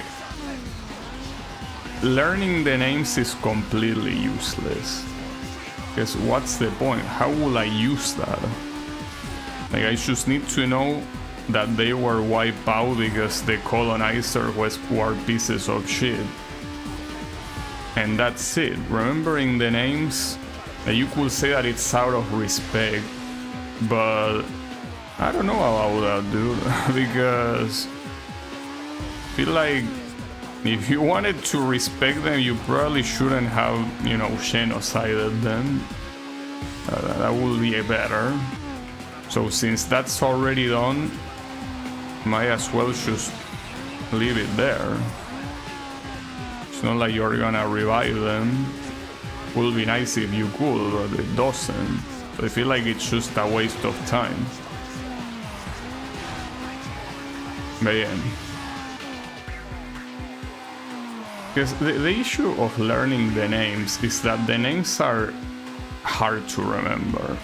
And once you study by memory the first time, you will forget about it later. In fact, I think I only remember 2 groups, and one of them I remember it because a lot of people claim to be descendant of those, but that's probably not the case. Like, they are just people wanting to get reparations, and that's it.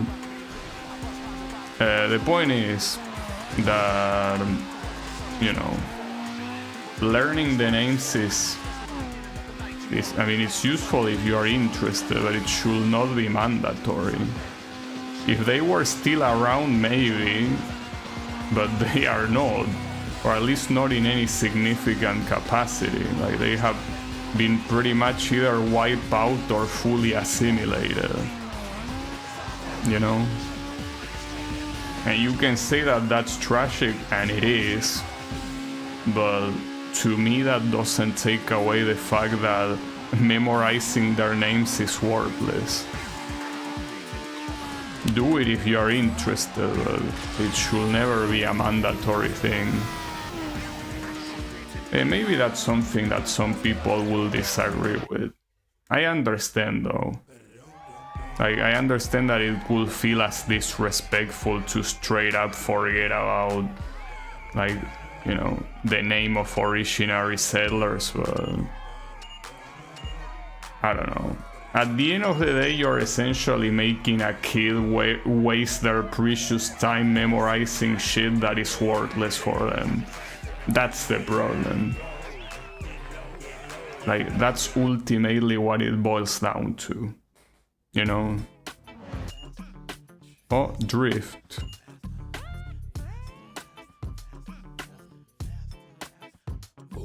Wait, so this is already the top spot? Like, so I was already number 2 here? Or is this for number 1 or for number 2?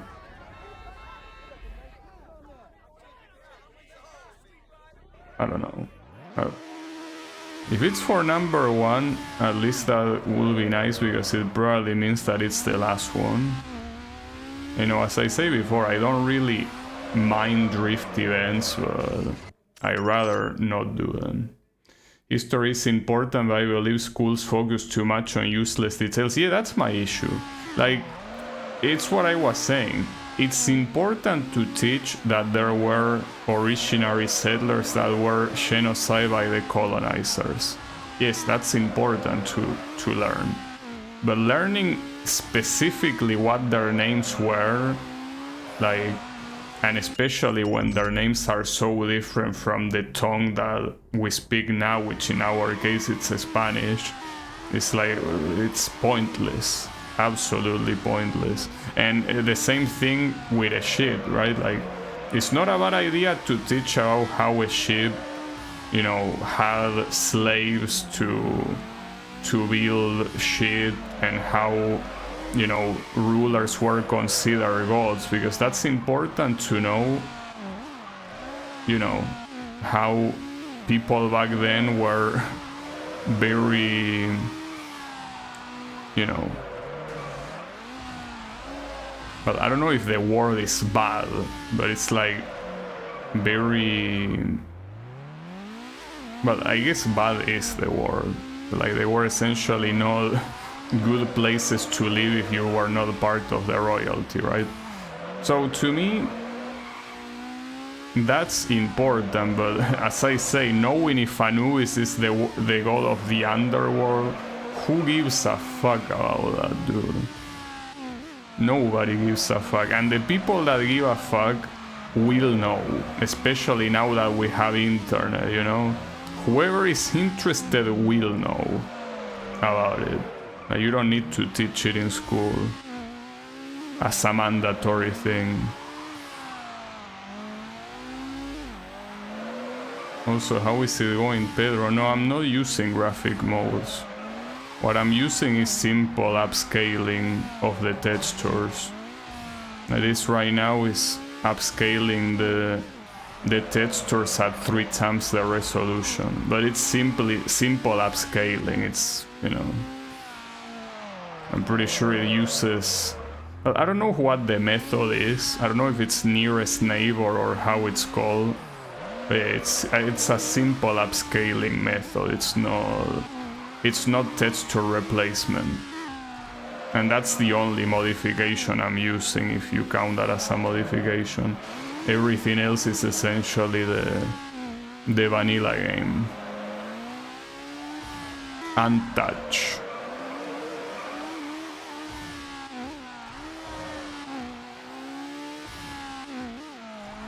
If you teach a kid about a battle, teach them why it happened and how it went. The kid doesn't need to know the name of every general. Yeah, that's another thing. Having to memorize the names. It's pretty fucked up. Okay, so that was the second position, so I was right. I guess the wording of the message was weird. Yeah, no problem. Yeah, textures look nice. But this is what you can achieve by simply going to resolution upscaling and selecting ×3. Just by doing that you get this. Ah, no, a drag race.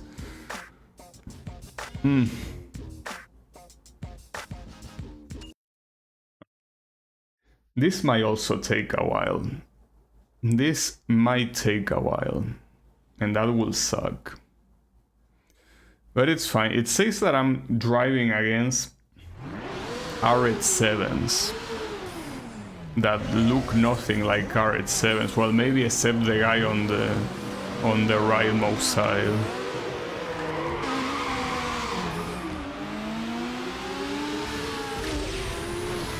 Drags are the worst here. The drag races in this game are ultra fun, but it's fine. I'll win whether the game wants it or not. Yeah, see, after seeing that you might be thinking, yeah, surely you're gonna win. But don't worry, I got this far precisely because I was able to. So it might take me multiple attempts like it already took me before. But it will happen, it's only a matter of time. It's only a matter of time. You know, I thought that the car was there. Say no to... Yeah, I don't know if you can say that. I think that you need to be very specific there. I think that you have to specify that you're talking about races. Because otherwise... you might get in trouble. Well, depending on what country you are, I guess. Yeah. Gotta be careful with the wording, I guess. But yeah, drag races fucking suck. I win though. Well, I won because 2 of them died. Really, that's the main reason. 2 of them died a tragic death. Right, so I want to believe that the next drag event is gonna be the last one. That is gonna be the one where you take number 1. Because keep in mind, there are only 5 events remaining, and 4 of them have to be placement events for number 1. So, okay, so we already start with 1. Number 1 circuit. You against me for number 1? Well, guess I'm gonna be wearing this crown a lot longer. But at least it's a 1v1. So there's that. And I don't know why he acts all smug and shit. Well, it's the same thing I say the whole game. I beat this guy multiple times and he's still talking shit. And what's even worse is that he's considered the number one even after I beat him multiple times. That's the most offensive part of all of it. This guy still talks shit and is considered number one even when I prove again and again that I'm better. That's just crazy, dude. What car you think is best in the game for drag racing? For what I understand, there is no difference in stats between the cars. I mean, unless the game is lying to me, every car has the exact same stats, so I don't think there is one better than the other. Like, you should pick whatever car you like the most. If there is a difference between the cars, then the game is lying to me when it's telling me the stats. But for what I understand, there is no difference, so pick whatever you like the most. I personally, you know, I'm sticking with the Peugeot 206 because it was one of the first cars and I also like it, so there was no reason for me to not use it. Well, if there is a difference between cars in drag races, well, I don't know, but this one works. I mean, so far, even though I got stuck in multiple of them, I've pretty much been able to beat every single one of them except for one, which is the final one, I'm assuming.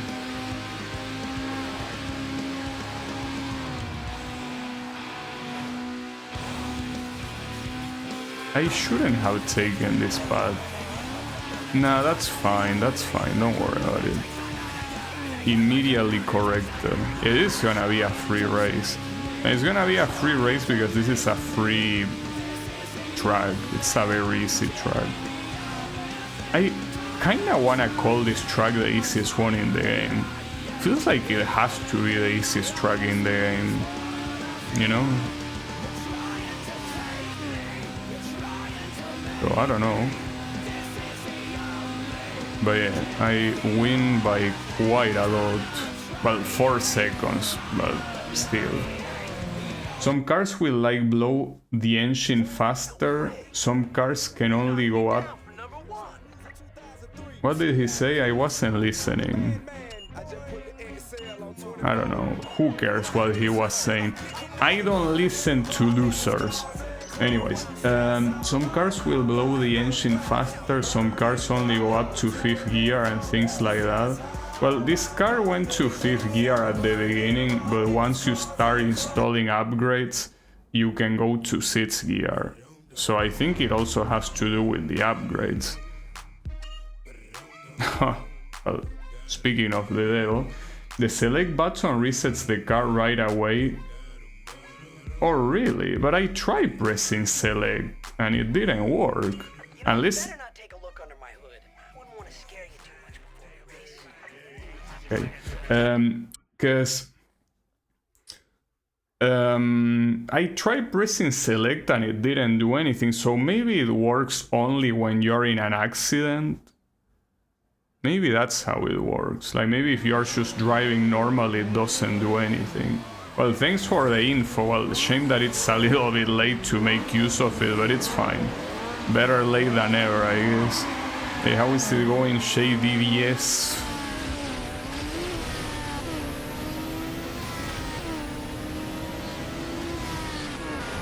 I wasn't looking at the Tatsi. Now you're gonna start to sound more like the people in this game. Well, these people, if anything, they deserve to be treated like that. Besides, you know, I gotta admit that when Samantha called me a loser, that... you know... that made me feel special. I mean, it's just pretty funny when you have a character calling you a loser in a choking way. But honestly, Samantha is the best character in this game. Shame that apparently you betrayed her, but I still think that that made no sense. But it's fine. I mean, the whole game doesn't make any sense when it comes to the story anyway, so that's fine by me.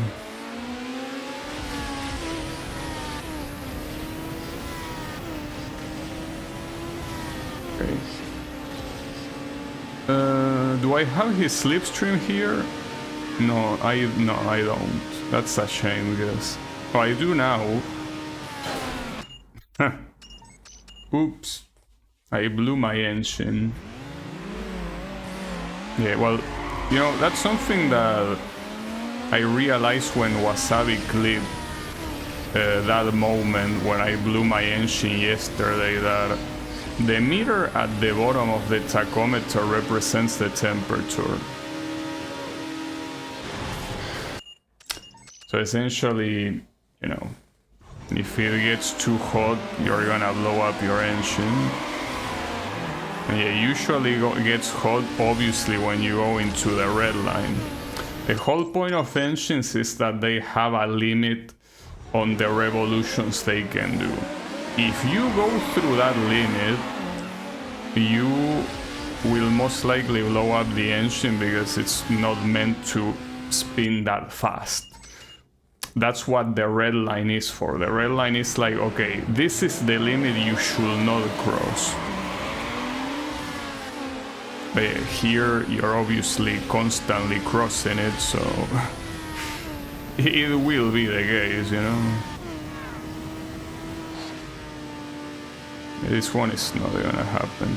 Unless this guy gets into an accident, but at the same time, this is a very wide highway, so I think that the chances of my opponents crashing are low. At least they are not zero, like it was in that other drag event with no traffic.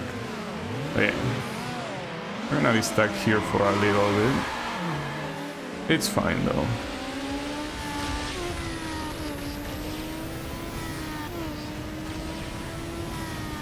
Yeah, that's not enough.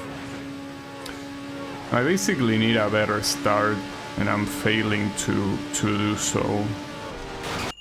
That was a bad ending too. It's fine. On the right side, though, I still don't know if this is the last drag event, because I don't think the descriptions say that this one is for the #1 spot. Even though it probably is, but I don't think I remember reading that, you know? So if that's not the case, that means that there will at least be another drag event. And this is also a very short track, all things considered. Like, it's over before you know it.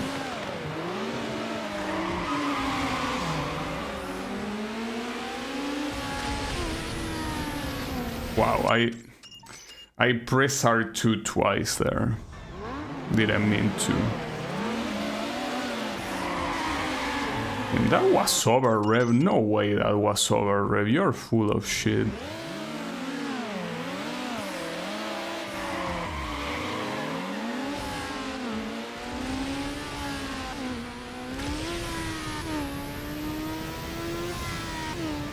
Why are these cars going so fast? Well, they are supposed to be tuned, you know? They are tuned so much that yeah, they go that fast. But realistically, like, even though this might look fictional, you can essentially tune any car imaginable to go this fast on a straight. Like, that's what NASCAR is, basically. You know that NASCAR are legitimately supposed to be stock cars that have been modified to go extremely fast. But yeah, the moment you make them do a corner, that's when the problem starts, you know? Yeah, making a car go fast on a straight is I mean, it's expensive, but it's not hard. As in, you know, you don't need to be a mechanical genius to pull that off. You just need money, a lot of money. But a lot of money depending on how fast you want to go. But normally a big handful of money. But yeah, this is relatively realistic. Like you can definitely get a car to go this fast without a doubt. But yeah, I don't recommend it.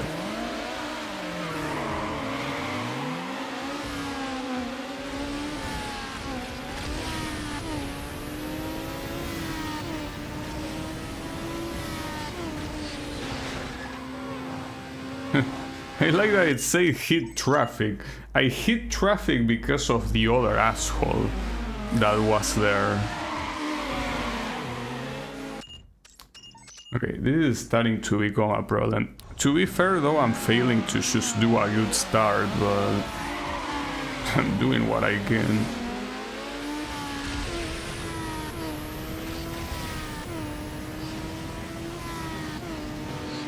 Okay. Yeah, that's the issue. You might be thinking, damn, you're a moron, why did you look back? If I hadn't looked back, I would have gotten overtaken. So instead of dying like that, I would have simply lost. So, yeah. The point is that I would have lost no matter what. Because these guys are definitely faster than you when you do a start like that. The important thing is not being faster, the important thing is launching faster. So when you launch faster, you can block them.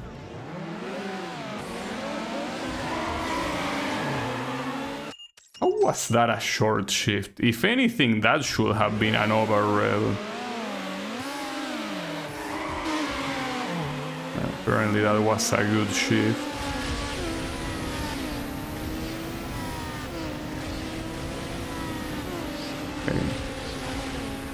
Oof. Okay. Unfortunately, okay, I am in slipstream range.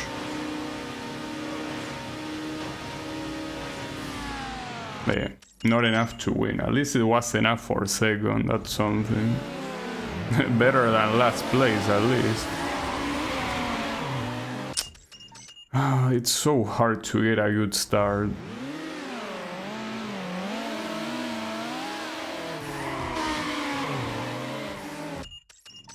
Yeah, this is what the average drag race experience is. This is what it's gonna look like.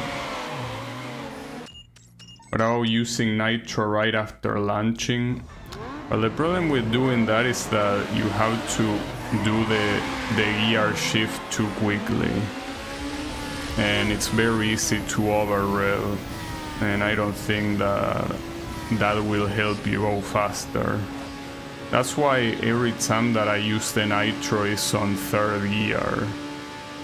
Because in third gear at the very least, you have enough time to react to the gear shift. But if you do it in gear 1 or 2, it's like almost impossible to gear shift properly. Like it's essentially a matter of luck. Not to mention that I don't really think that you gain that much of an advantage in the first place.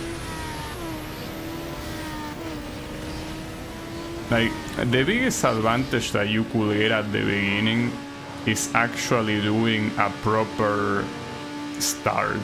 Like, starting on... oh wow. Starting in the green. If you manage to do that, that's gonna be an insane boost. But like that, exactly. That's essentially what you're intended to do. Promise that I fucked up one of the other shifts. Yeah, I fucked up. That's a shame.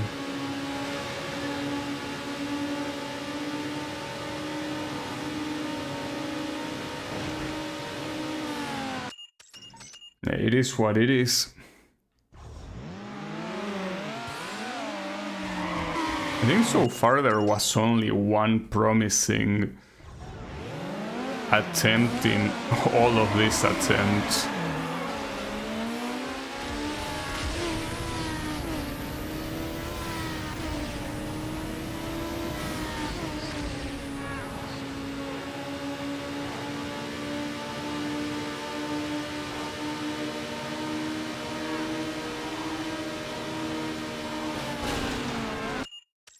Even if I didn't blow my engine there, I wouldn't have made it.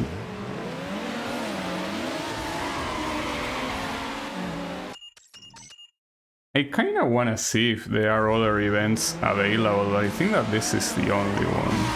Which, I mean, will make sense since there are not that many events remaining in the first place. Okay. Ah, fuck.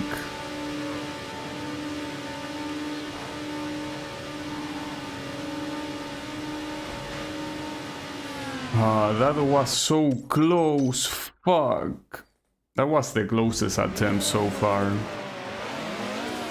God damn it, dude. That's such a shame. Yeah, that was the best attempt. There is no doubt. Well, obviously. It was the only attempt that I was milliseconds away from winning. God damn it, dude. Yeah, that yellow car is a bitch. He had no accident there. Fuck me.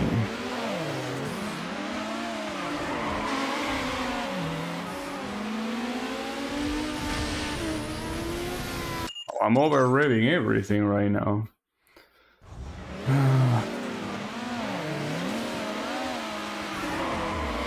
No, that's also another thing that you cannot afford. When you're gonna accelerate, you need to keep the accelerator.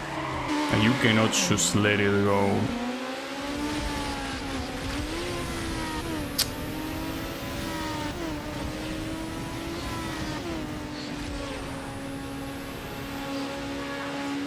Right, look. Let me check if there is another event available. I don't think there is, so it's gonna be try hard in this. Oh, there is, actually. There's actually one of each type. And I'm assuming the final event is gonna be the showdown against Eddie. Alright. So yeah, let's become the king of drift and the king of sprint, I think was the other one. And then worry about drag. Because yeah, that will be the last one before the final event, so might as well worry about it at last. And also drift. This is theoretically the last drift event. So how hard is it gonna be? Like theoretically this should be the hardest drift event, but considering that so far the drift events have not really been hard at all, it probably is not very hard. I'm glad at least that for the drift events they were sensitive enough to not make them hard. Because if they really wanted to, they could have made these drift events as hard as the drag events. And if that was the case, I can guarantee you that everyone will remember the drift events instead of the drag events. Because if these were hard, like if the required amount of points to win was super high, I can guarantee you that everyone will be wanting to kill whoever thought of the drift events. But yeah, the drift events here are pretty easy. You can tell them I have 3 times the score of the second place. Holy shit. I think I never dominated this badly. This is because you keep reusing the same track. So I mean, I'm just at this point I have memorized every corner. And it's supposed to be the most complex track, I guess. This is free. I already reached 200,000. Just like that. Man. That's crazy. And this guy haven't even reached 100,000. Well, yeah, I guess that you cannot do much after all.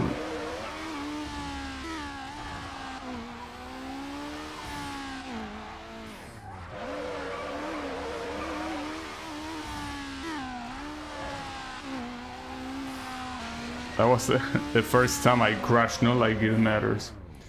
It's funny watching a Peugeot doing drift.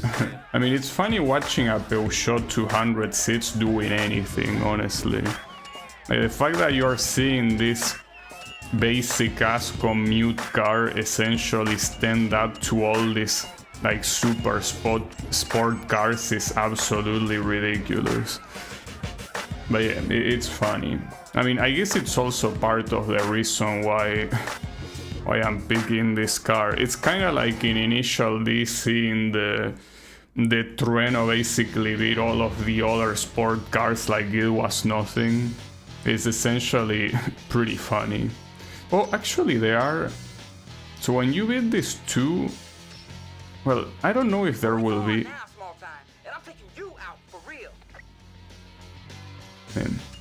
We're gonna go against Chad. But yeah, I think that, yeah, it is gonna be this one, the drag event, and then the last one. It's just that I wish the game was a little bit more clear with progress, because it says progress and then shows a number and another number, right? Instead of saying something like missions beaten or current mission, you know? So, you know, it's messed up. Also, this is not a 1v1, by the way. This is, despite supposedly taking the spot of Chad as the number one, you know, sprint driver. It's not really looking like it.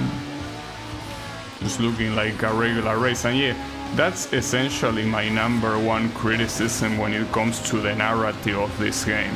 The fact that the narrative barely affects the gameplay. Like, you could basically tell me that I'm racing Superman and it wouldn't make any difference. You could tell me that I'm racing to save the world and that wouldn't make a difference either. Because the story is barely integrated with the gameplay. I guess that's what also makes the,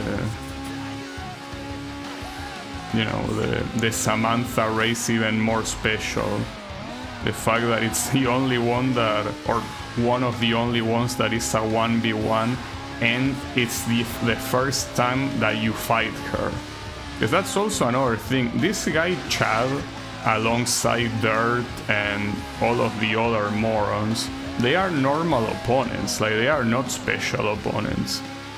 Even though the game tries to push them as a special.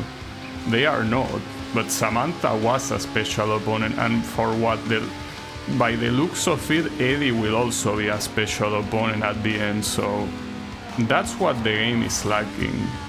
Instead of these generic ass races where you need to play pretend. Like, I need to pretend here that I'm actually driving. Yo, how weak is that? I was beat by a small-time soapbox. I can't freaking believe it. I don't know what he said, but it's fine. Who cares? Again, I don't listen to what losers have to say. But I also unlocked that track, okay.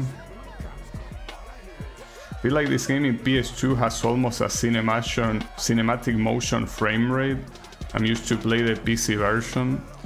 Well, in PS2, this is running at 30 frames per second. But at the same time, the reflections on the car, like their light reflections, are running at like 5 frames per second. So yeah, you can call it cinematic, I guess. It's the way that Ubisoft will call it. It's a cinematic frame rate indeed.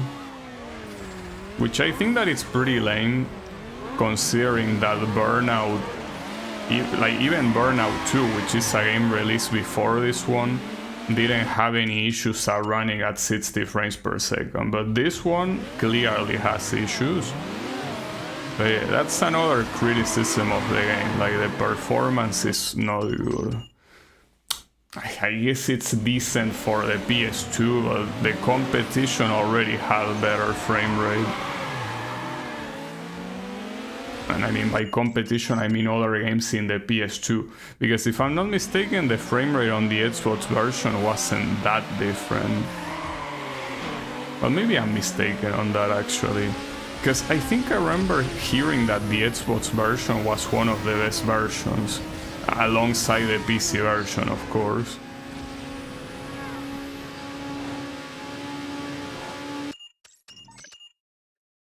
I don't know how long it's gonna take to beat this shit. But yeah, this event, you can basically assume that this will be the real final event.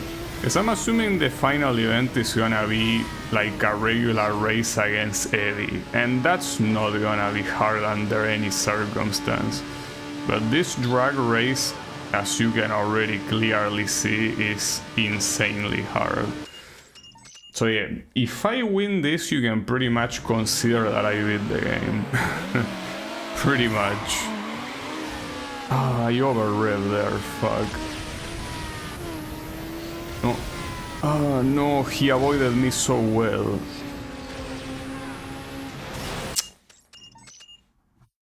That was a good trap, I gotta say. He did very well. Oh, the other guy launched like a rocket. Doing over revs, honestly, seeing the word over rev, I feel like it's the equivalent of the game calling me a slur. Actually, I think that if the game called me a slur, it wouldn't be as offensive as seeing the word over rev. Like, that's so triggering. Oh. It really feels like I'm being insulted when I see over rev. It's no joke.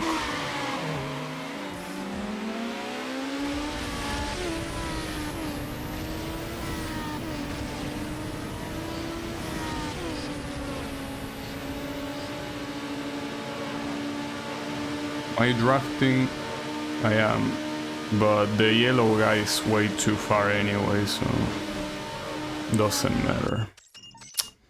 Well, yeah, I hope you like this track because you're gonna be seeing it for a long time. Well, I personally don't dislike the track. What I dislike is this piece of garbage event type. That's what I dislike.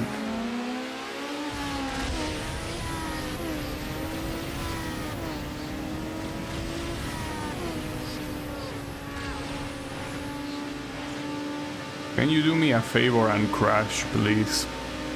Will be so nice. It will be so epic if you crash. No, he won't crash. Ah, damn it, dude.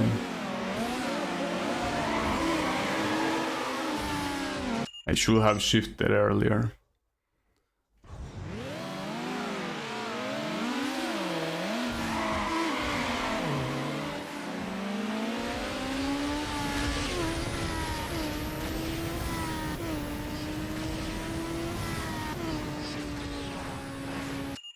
Nope.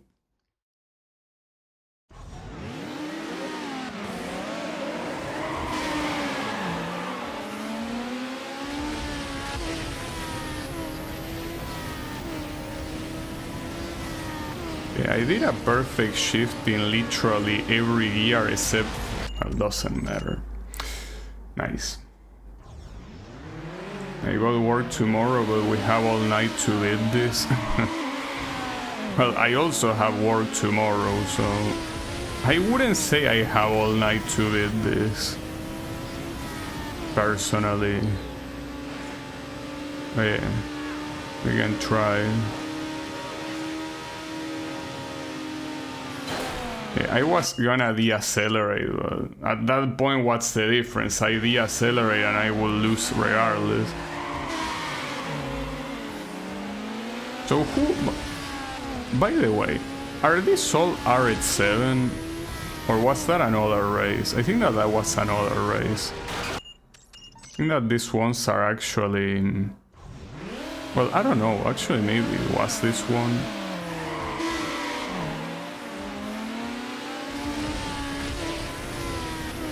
Fuck.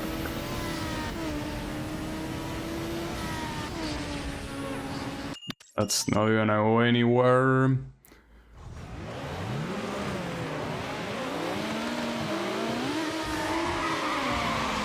No, dude. That ain't gonna make it either.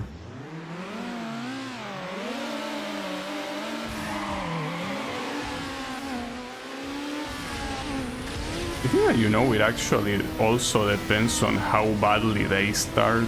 Because I don't think it's static the way they start. Like, they could legitimately mess up the gears too.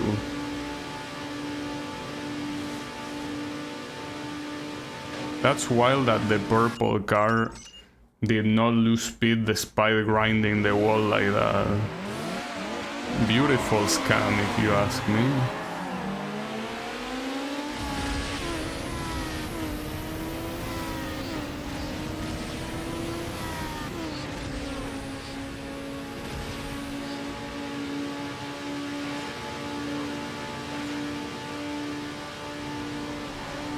Yeah, I wish that happened to the yellow car.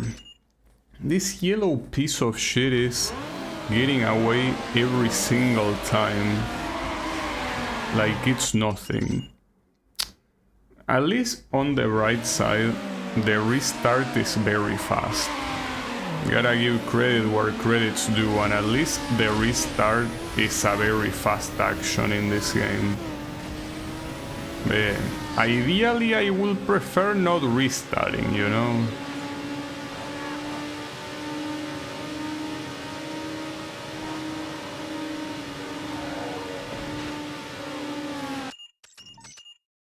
Damn it.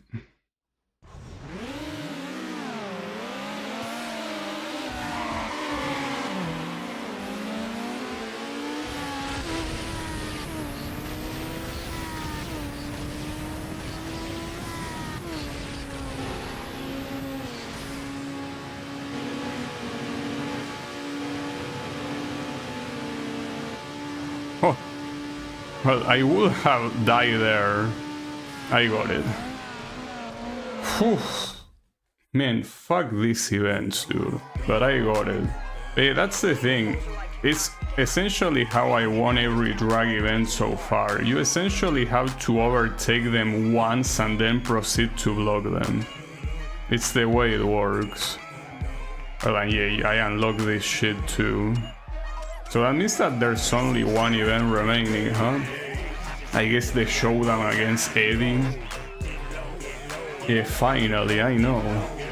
Oh, yeah. Technically ain't over yet, but I cannot imagine the final event being harder than that. So let's see.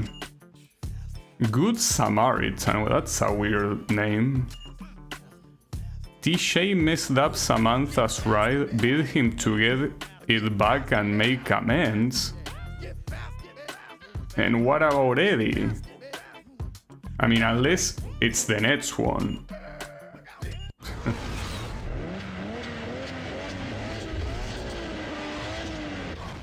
So why is this guy suddenly evil? I mean, wasn't he the one that installed the unique upgrades? Like, what's wrong with you? Wait, and why is... Okay, he drives Samantha's car. Yeah, I'm stupid, my bad. Well, that's weird, though. I do like the idea of Samantha being back on my side. But yeah, it just feels weird. Like, what happened to Eddie? Like, at least it would have made sense if Eddie was the one that took Samantha's ride. This random asshole. Also, it's this track, so I heavily doubt that I'm gonna have trouble winning this.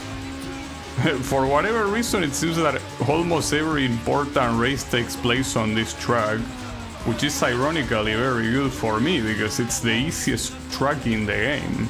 And I think it's mostly the easiest track in the game because the AI for some reason is extremely dumb in this track. Like, the track itself, sure, it's relatively easy, but it's mostly about the AI not knowing how to deal with the first section of the track. Like, you can see that here I obviously get overtaken, but I'm probably gonna be able to overtake back because these guys won't know what to do. I mean, you can tell. Look at the path that they are taking. Like, that's such an optimal path to take. So you're gonna end up winning simply because of that. You know? That's what makes it the easiest track in the game. Completely breaks the AI. Like, the AI cannot deal with so many shortcuts at the same time, I guess. Like, it tries to take a random one every time and it cannot really decide. So it is what it is.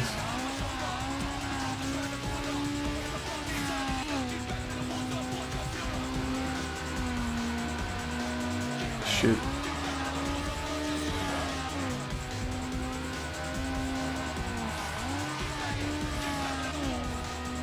Okay.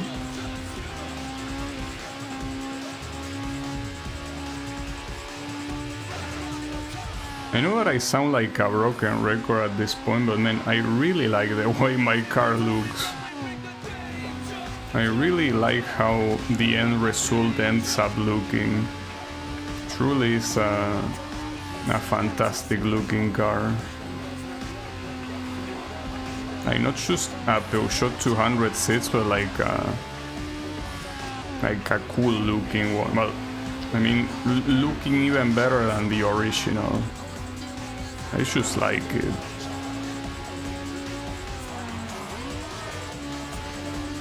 Yeah. Yeah, it's what I was saying earlier. Like, do you like my car? Like manual in gas, right? I personally like my car. Such a nice one. I feel like the Peugeot 206, as the rally car already shown, it's a car that is very versatile with how you can make it look. You know? It's just so versatile.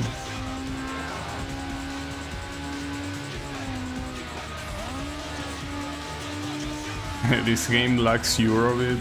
Yeah, I know. Well, that's another thing that I was gonna compare this game also to Initial D Special Stage, which is, by the way, a game that released the same year this one did, though it's based on a game that released before this one. And if we're talking about story, that game beats it easily, though. I mean, that makes sense since it's based on the Initial D manga, right? But yeah.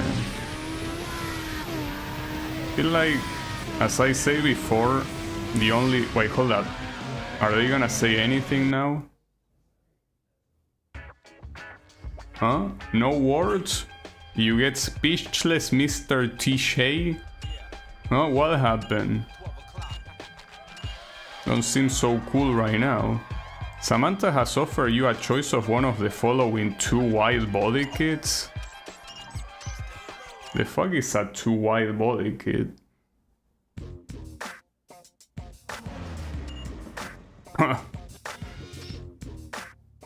Samantha, no offense, but both of these look like shit. Can we please not? Oh, you don't have a choice! You need to pick one, but I don't want either. Her white body kit. Well, earlier there was a mission called Samantha's Big Tease. Well, I'm gonna pick them and then replace them, but like, come on, dude, what a way to completely ruin the car. But yeah, you don't have the choice to ignore them. Like, you don't have that option. You have to pick one no matter what. Well, fuck. I mean, this one looks more similar to the 206 shape, but it's so fat. At least this one looks more level, right? Yeah, it is. Hey, I'm gonna change it as soon as I can. Like this. The problem is, will I remember? That's the problem. Will I remember what I had? I mean, oh.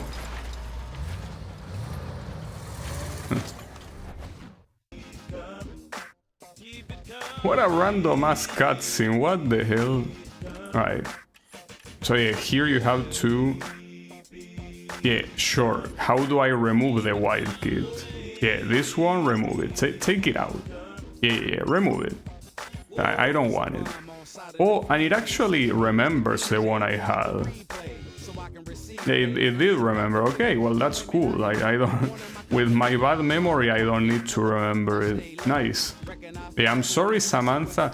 I like almost all of your visual changes, but that wide body kit fucking sucks. Sorry. Like I want my Peugeot 200 seats to look like a Peugeot 200 seats.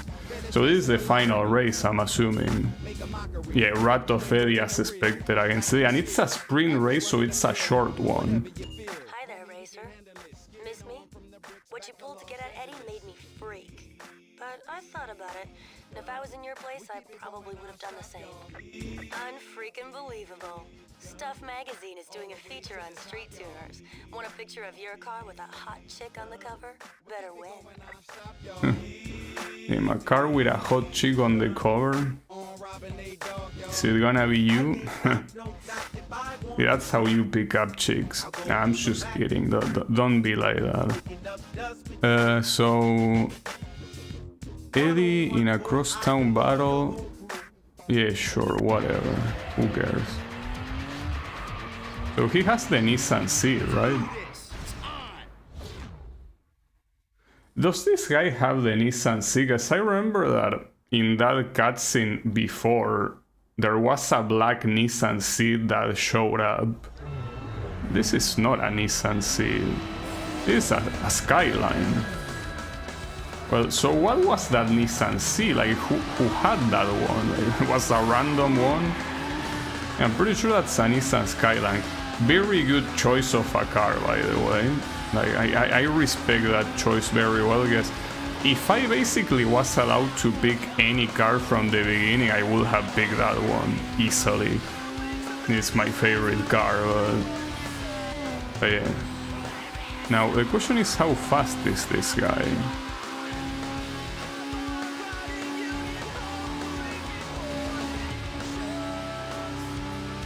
Well, he seems quite fast. But it's only a matter of them having a single accident, you know? The moment they have an accident, doesn't matter how fast they are. Now, the other question is there traffic here? Looks like it's completely devoid of traffic.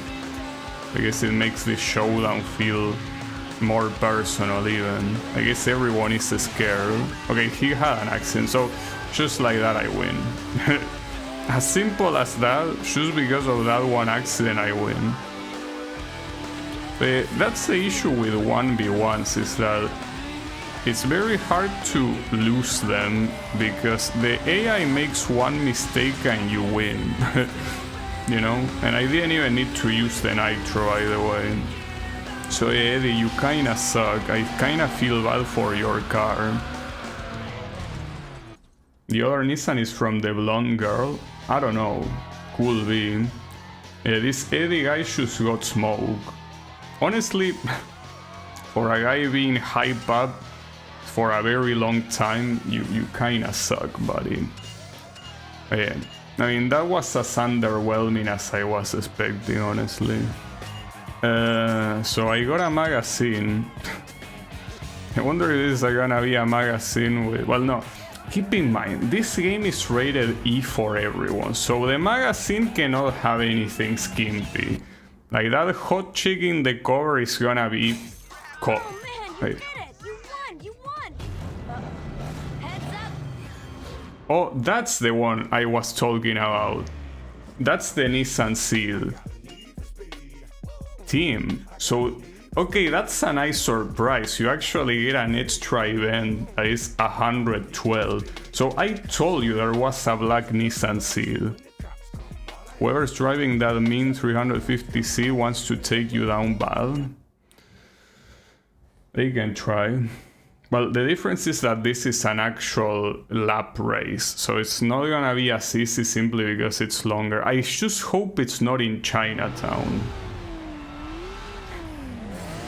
It's the blonde girl's Nissan. And thanks for the spoiler, I appreciate it. Well, to be fair, you can see her name being Melissa, so at least the fact that it's a girl is not really a spoiler, I guess. Oh, and it is in Chinatown. No, dude, this is gonna suck so much balls. Well, at least it's in this version of Chinatown, which I guess is not as hard as the other version. But it's still annoying.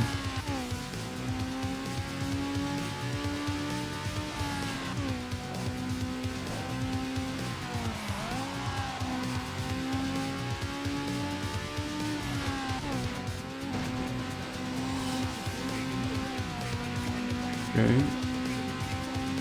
Yeah, this version of Chinatown is relatively easier than the one in the opposite direction, so at least there's that.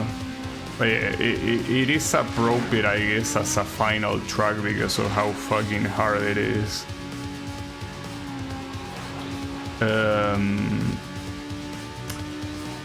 I think it should be fine though, guess.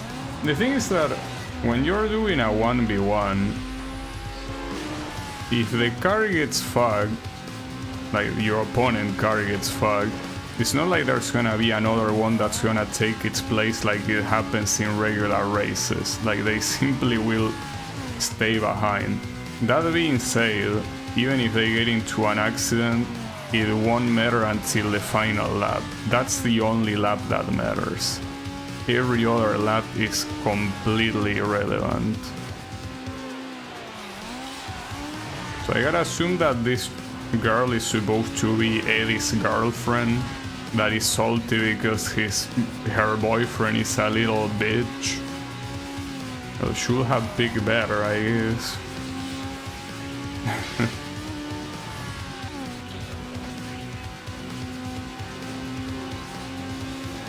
Okay.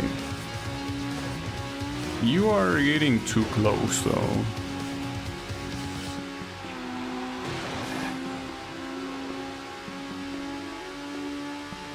There is also traffic here, but it's not super numerous though. Regardless of how numerous it is, it can still be a problem no matter what. I think that we're fine, but for the most part.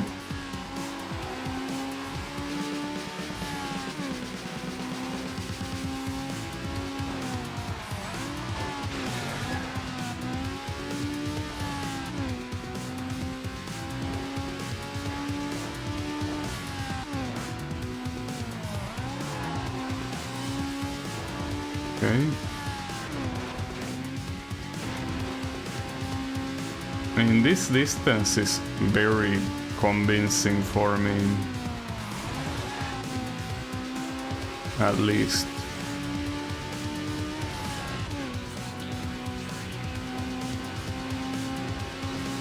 At the same time, you can tell that the opponent gets super close in this bridge area.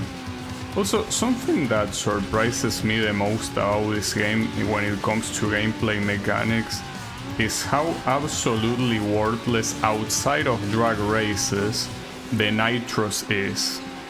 Like the nitros in regular races, it's like it might as well not even exist.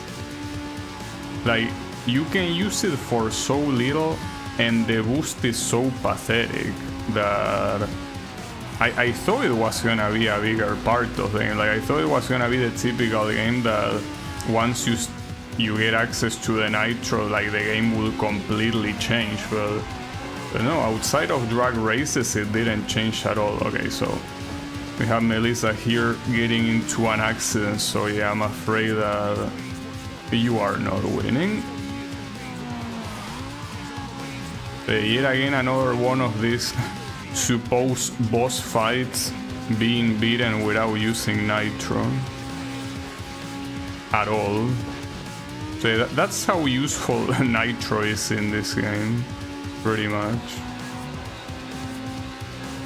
Well, So what now? Anyone else wants to challenge me? Like, I feel like at this point, everyone else should sit down. Like, you are simply not on my level. With a Peugeot 200 seats, by the way. So yeah, all of these fancy Japanese cars, you should be ashamed. Alright, so what happens now? Come on, what happens now? You did it! I can't believe it! You won! You won!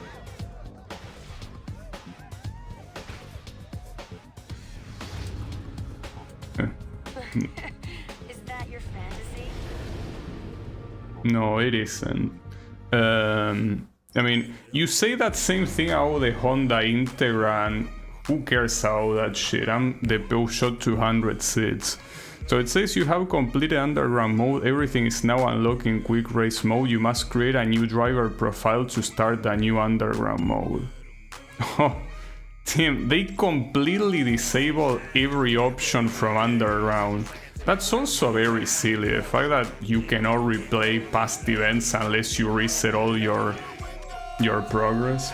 First time I played this, had massive troubles in this race, you won flawlessly. Well, I think it helped that my opponent wasn't really trying too hard, you know. So what is this Track your performance, then check out your stats. Keep tabs on your wins, losses, style points, and more. Okay, sure. Yeah, I guess you can tell the... I don't think any of this matters. Also, times total 1, yeah, I guess it doesn't count the restarts. In case anyone gave a shit about the statistics, they are there. I know I don't. What's rankings though? You gotta climb to the top Oh. of these rankings ladders. Check these lists after each race So- to find out how you stack up against the other drivers.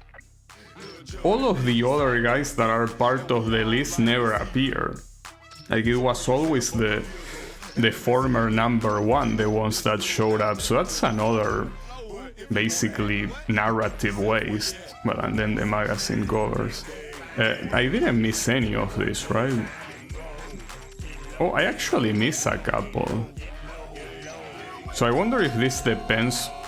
I don't know on what it will depend. Interesting. Oh, maybe it's related to what brand you're using, maybe? Well, who gives a shit? I don't. So, it's weird that there are no credits. I'm assuming that you can view them. Yeah, you can view them aside. I guess I can play them. Might as well. Yeah, why not? Might as well show them. So, they are a little bit slow though, so I hope they are not that long though, considering that it's Electronic Arts, it might be long. Anyways, I think that this game, well, I'm gonna repeat what I said before, but essentially as a way to close out my thoughts about this game. The visual customization aspect of this game is by far the best thing it has. Without a doubt, it's easily the best thing this game does, and it probably also inspired many other games to follow suit. So that is very good. Like, that's something that is the highlight of the game. Problem is that everything else, to me, it felt very mediocre, and not just comparing it to modern games, but comparing it against games at the time. Like, the way the cars drive, the fact that the story, despite being the game advertised as the first time that Need for Speed has a story, it's a very like nonsensical story with not many details. Like, it's just random cutscenes and random dialogues that get merged together but don't really end in anything interesting, really. It's like a little bit of a mess. And then, well, as I say, gameplay wise, the driving of the cars is nothing special. And more importantly, a game that is based supposedly on heavy tuning, like a game that is supposed to be about tuning your car the way you like. I mean, as I say, very nice on the visual department, but on the performance department, the game gives you no freedom. Like, you only unlock set of 3 upgrades that you are forced to install at some point in the game. So it's not like there's gonna be difference between cars. Like, essentially all the competing cars are gonna be on the same level, kinda rendering the whole tuning thing a little bit useless, right? Like, what's the point of tuning if every car is gonna drive the same, right? So I personally think that, yeah, in almost everything it was a little bit mediocre. So I do hope at least that the next game, which is Underground 2, is at the very least a better game. And I think it is because, as I mentioned before, I think when people talk about Need for Speed Underground, they talk about the second one. They don't talk about the first one usually. So I'm looking forward to that, and I have high expectations of it being a better game. But I don't know, maybe it won't, maybe it will, who knows. Though I'm not gonna play it right after this one. As I'm doing now, I'm alternating between Castlevania and racing games. So, but after the next Castlevania game, yeah, I will play Underground 2, and well, hopefully it's a better game. This one is not bad though, don't get me wrong. Like, at the very worst, you can call it mediocre, but it's definitely not bad. It's a you know, it's a game that fulfills its purpose, right? Also, I think that this is hanging on for a little bit long. Well, you can actually boost it. It's one of those few games that lets you go faster. Underground 2 has kinda expanded the universe in the sense that you can do a lot more stuff. A lot more? Okay. I hope that's the case. I mean, I'm looking forward to that. And since I never played it before, it will be a surprise for me. So that's why I keep asking, please, do not spoil anything. When the time comes, I will see everything on my own, so please do not tell me what's gonna happen, like what's specifically gonna happen, because I want everything to be a first time, you know, since I never seen it before, you know, it has to be. But yeah, that's neither now nor today, so there will be time for that. There probably will be a random person in chat that is randomly gonna join and spoil something. I fully expect that to be the case, but even if that's the case, at least, you know, at least I tried not to get spoiled, you know? I had no idea that you never played this game. Yeah, it's my first time. Well, I played it 3 streams before this, but like, yeah, it was my first time playing it. No, it's fine, don't worry about it. I mean, multiple people, I guess, when they come here, assume that you already played this game. And I mean, it's a safe assumption considering that it's a more than a 20-year-old game. It's a 23-year-old game, so it's understandable that they will think that it's my first time playing, but no. As it says in the title, it's a blind playthrough. Blind playthrough means it's the first time I played and it's the first time I see it. I never watch anyone else play it. That's what blind playthrough normally means. But in any case, wow, it's save anyways when you exit the options. In any case, that will be it for me for this game. So as I said, I thought it was a relatively mediocre experience, but it was minimally entertaining, so I'll let it pass, but I expect better from Underground 2. So anyways, thanks everyone a lot for watching, and I'll be seeing you on the next stream with Castlevania Order of Ecclesia. So have a good one and take care.